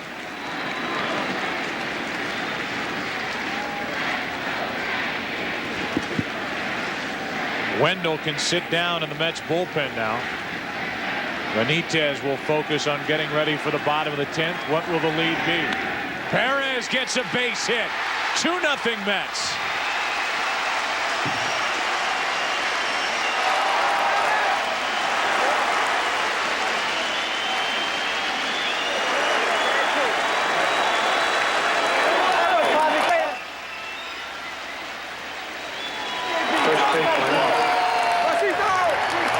First time the Mets have had to smile in a few days. They lost the last game of the Cubs series that you talked about, Joe, 12-4. They lose a tough game last night, and something finally to celebrate.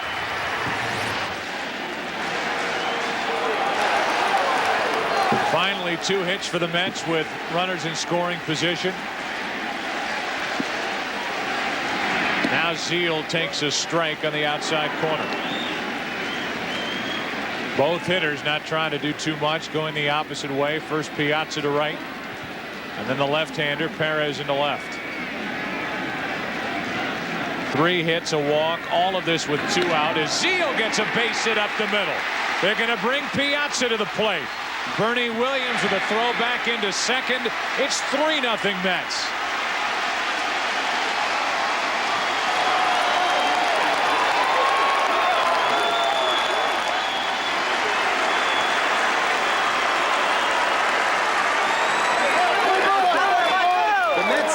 Some gratification that they're doing it off Rivera.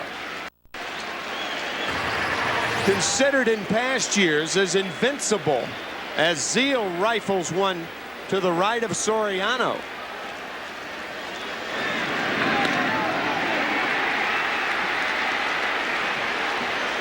Piazza has shown on a couple of occasions today that he's not running poorly at all. No. I mean, for him, that's without a limp and getting around the bases pretty well. First and third, 2 out, and Payton checked his swing, ball 1. And I questioned Mike, thinking that he could catch tomorrow night, but after seeing him run this afternoon, I think it's a distinct possibility that catching tomorrow night and ultimately the All-Star game on Tuesday, a distinct possibility. That seems to be Piazza's barometer as to whether he's going to head to Seattle. Payton up the middle. Rivera stabs it, and a long top of the 10th inning is history. What a game. What a feeling for the Mets. And who started it? At least for the RBIs, Piazza. Back after this from your local Fox station. Today, Mariano took over in the 10th inning, and without a doubt, the feat of the day. Brought to you by Lotrimin as Armando Benitez takes over. Now it's the Mets closer's turn, and the feat of the day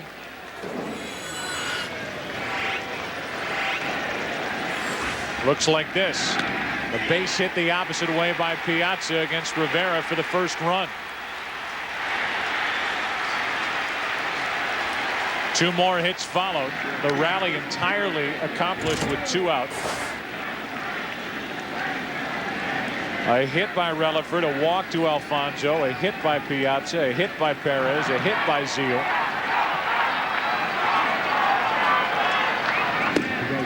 And after struggling for the last 8 games with runners in scoring position, the 10th inning was kind to the Mets as they came through against one of the best relievers, one of the best pitchers in the game today.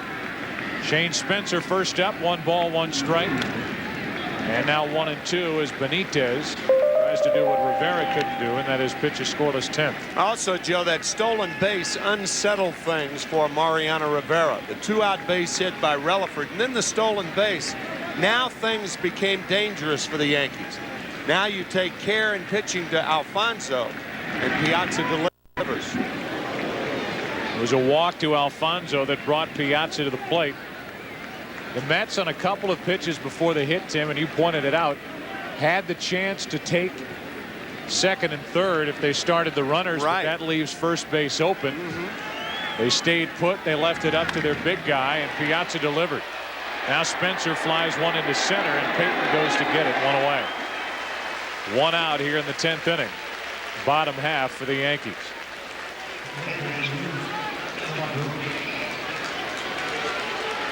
So Rivera, who has been automatic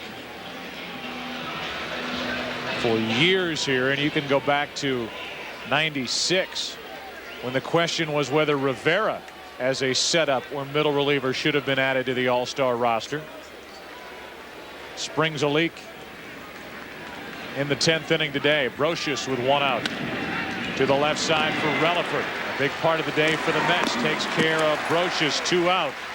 And the Yankees down to their final out here in the 10th inning.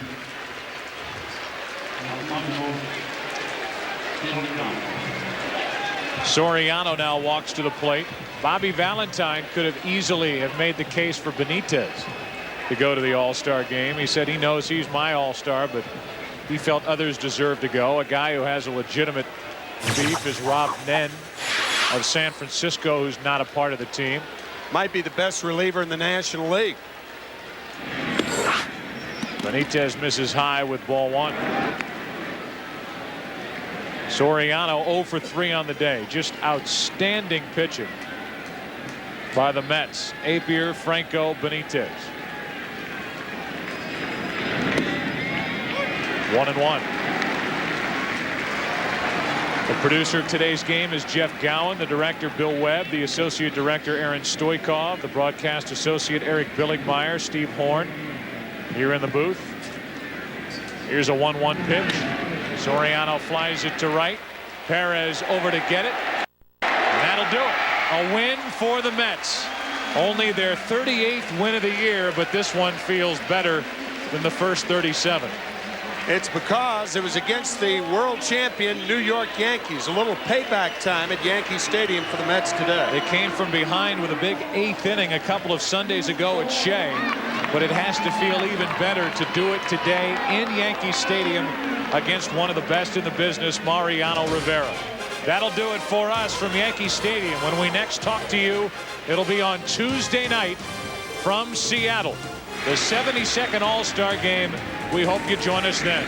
For more information on today's game and for the latest information on Major League Baseball, go to foxsports.com. For Tim McCarver, I'm Joe Buck. So long from New York. Right now, Jeannie Zelasco and Kevin Kennedy in the Fox Television Center. From all of us at Yankee Stadium until Tuesday night from Seattle, so long.